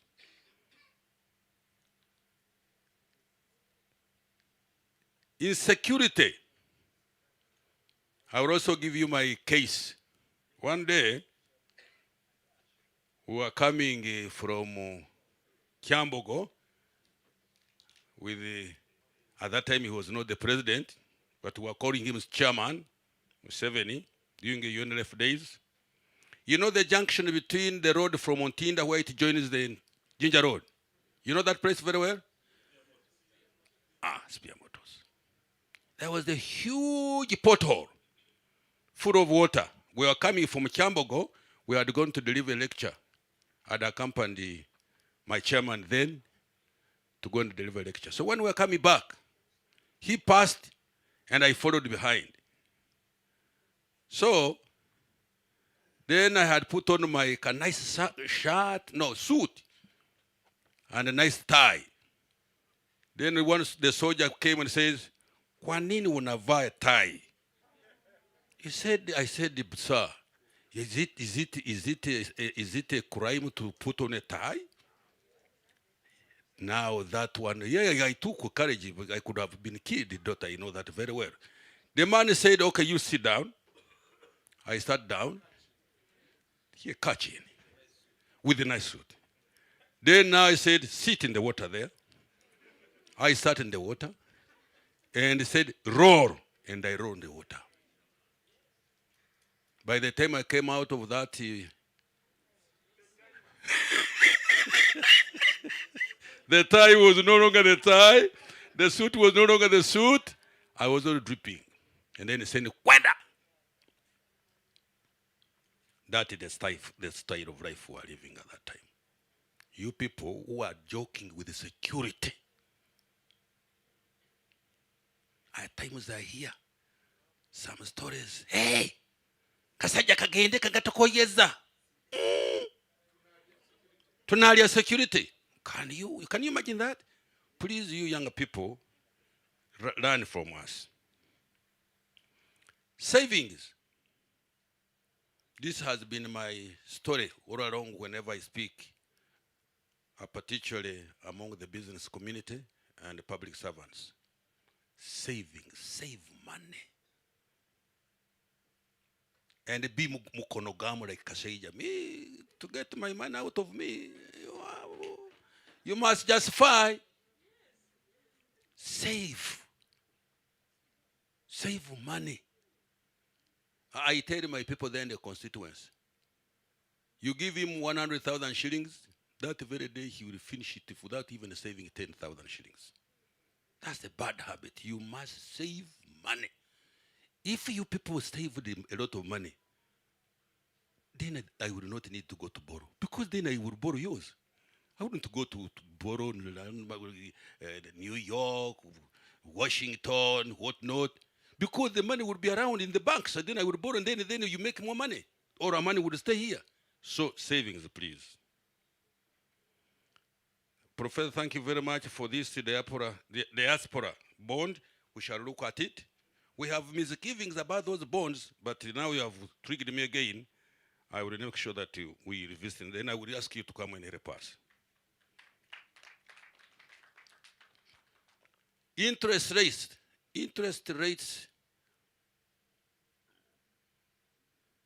you know, that's a supply and a demand matter. I don't think, Professor, it would be a wise thing to say this interest rates must not go beyond a certain level, because then you are interfering with the private sector. The interplay of this, like, for example, you hear sometimes you have been hearing people, right, the government, I mean, how do I kukendeza bei ya mafuta? And the professor has put it rightly. Do I know how that trader has brought that product? How much money has he spent? I can't. You can't.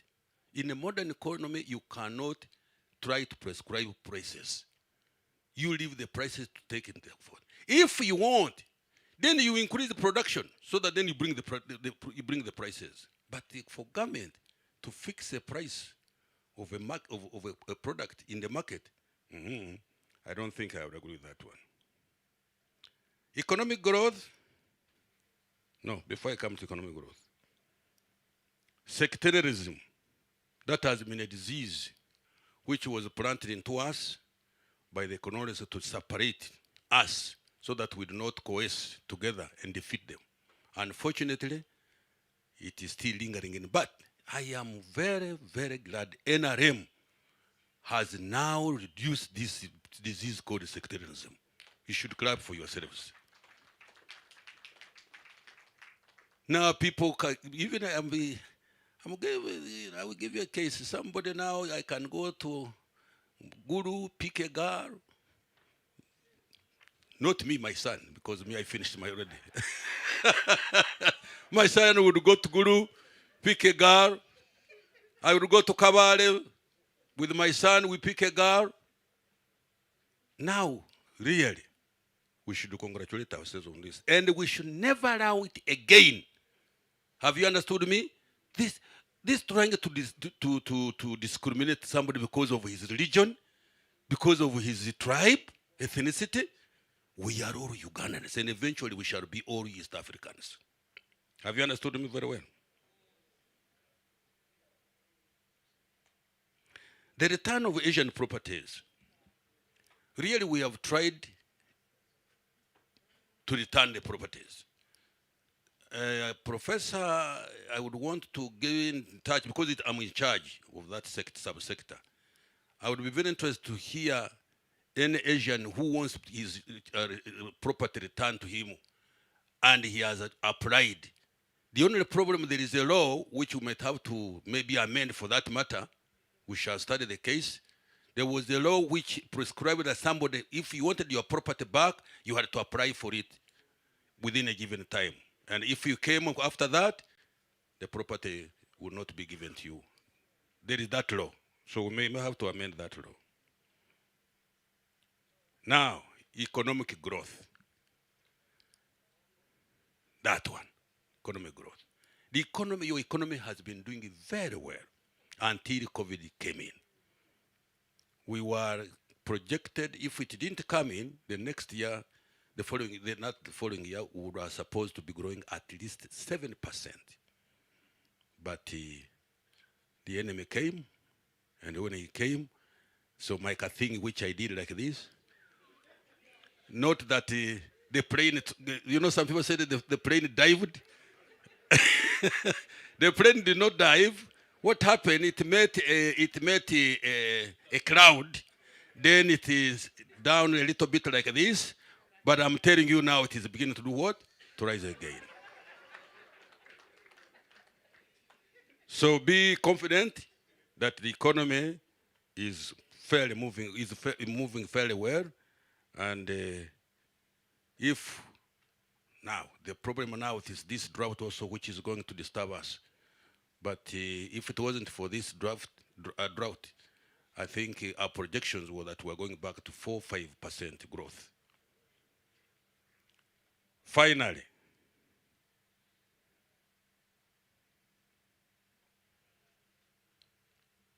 I have a problem, which we want economics to try and see how we sort it out. The youth, employment. You know, I can tell you with confidence because I know each and every corner of this country. I happen to be a good traveler. And the jobs that I have headed in the past, both in the private sector and the government, give me a chance to travel around the country. Uganda, we are still very prolific. I think the average is 4. Do you know it? What is the average? How many? 4 children, 5 children per woman? 4.5. So we are very prolific. We are producing children, but we need them because also a small population is another challenge. But the rate at which we are producing these people, and we are educating many of them, which we should, because we don't want ignorant people. Now, when they get offloaded onto the labor market, a big issue. So I'm appealing, Professor, I would like that you come and we debate on the question of how do we prepare, first of all, the youth to be able to be employed, but also how do we create jobs for them to be absorbed within the economy. Well, the demographic dividend is there, but it does not solve you the problem of finding jobs for these youth. That's why the president is very adamant on the question of industrialization. We must have as many industries as possible. The only problem, there is coming now technologies. Some of these technologies, they are killing the jobs. So I need really an answer. As your Minister for Finance and particularly in charge of the economy, I need an answer. What do we do in order to create jobs that these youth will be engaged in, jobs that make satisfaction in terms of doing, and they earn a decent living? Short of that, I see a big problem. Those youths are going to become a big problem for us in the future. So I'm leaving this. Maybe you may think that I'm negative, but that's the truth of the matter. I have analyzed the problem. We must put our heads together and find a way of how to create more jobs so that these youth, when they leave universities, when they leave schools, they have something useful to depend on. Once again, General, you know these guys, I can see the skills to summon all these people and create an environment create a forum on which this should have been the job of economists, not generals. This should have been my job, I think. But I thank you very much for having done my job, for having invited us, and first of all, for having created a body called the Uganda Development Forum. And is it Uganda? Sorry? Forum, a forum. Or I can promise that I will give you all the support that you need. Be it financial, be it manpower, be it whatever.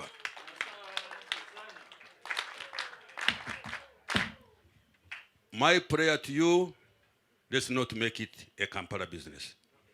We should go all over the country. Yes, let's go to all over the country. You know, Ugandans, they are getting well educated.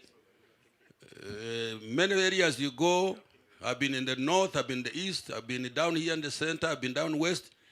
They are willing to learn, and they will understand even if you speak in English, in most cases. So I encourage you, and I wish you success, but temutia, egwanga tulikutte girigiri. Guru. Egwanga tulikutte guru. Tell the whole world.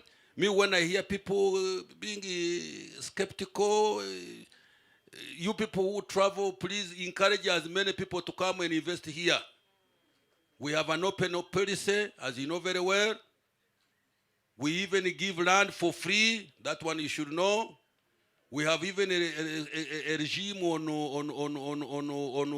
tax incentives if you are bringing in a project that we so dearly cherish. Me, I believe Uganda is unstoppable. Have you heard? Development of the economy of Uganda is unstoppable.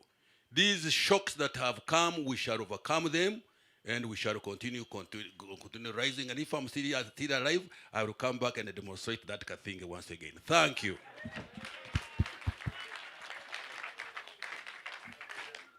Now we do it in two ways. First of all, the military way. I'm sorry to launch, I think. Yes, open. Not to open. Now, with those so many words, it's my pleasure to have this forum opened. Thank you. So let's follow that one by the military way, and the general, you can do it properly. Can you please give us the order to do it properly? Because the other one was ours, the wananchi. Now, the OW. See.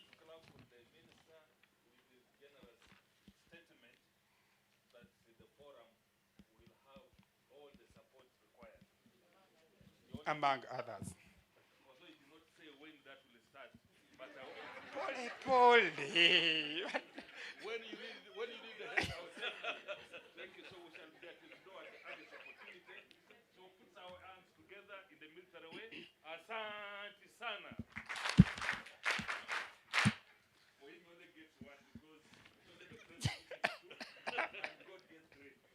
Okay, thank you very much. I will take this opportunity to thank you all for the first day.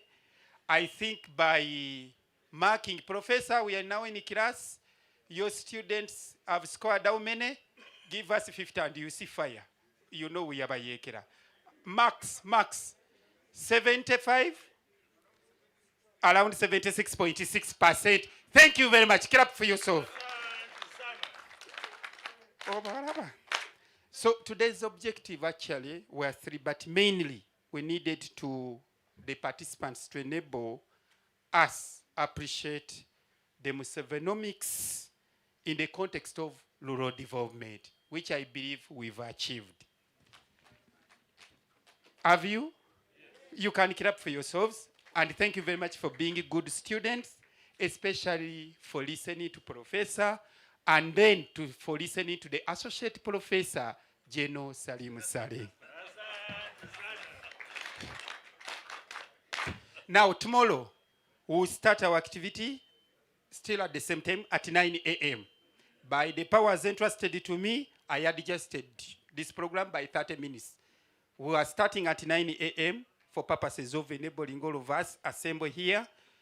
And the associate professor will give the opening remarks, katisigala yo. And you know that is a general. I need to delegate that, so for me, I think that they have insisted that I stay as chair. Yes. For UDF until December. Yes. So tomorrow's, 10 o'clock is too early for me. No problem. So I don't know who will open, who will supervise. We shall hand at that time, sir. Yeah, so don't put me in the, No, there is somebody who else is going to be here. Or our professor will be here. Will be here. Gobi will be here. Ramadan, Dr. Muvawala will be here. Mr. Mantini Atingego will be here. Professor Waswabalunywa will be here. And Madam Patricia Ojangore will be here. Professor Isal will be here. Dr. Adam Mugume will be here. And Anna Juko will be here. Dr. Fred Muhumuza will be around. So all those gurus, especially tomorrow is mainly the technical team. People will be here. Okay, but who will now be the opening, that opening thing, who? We will start. We will handle, doctor. We will handle, don't worry. It's a continuation, so Yes. For me, my work was today, so tomorrow you get somebody else. Okay, General. Yeah. Now, members, because of time, allow us all the questions you have. Can we have them tomorrow, especially when the Professor Nwagaba is fresh? I know he's going to make some revisions and consult those universities.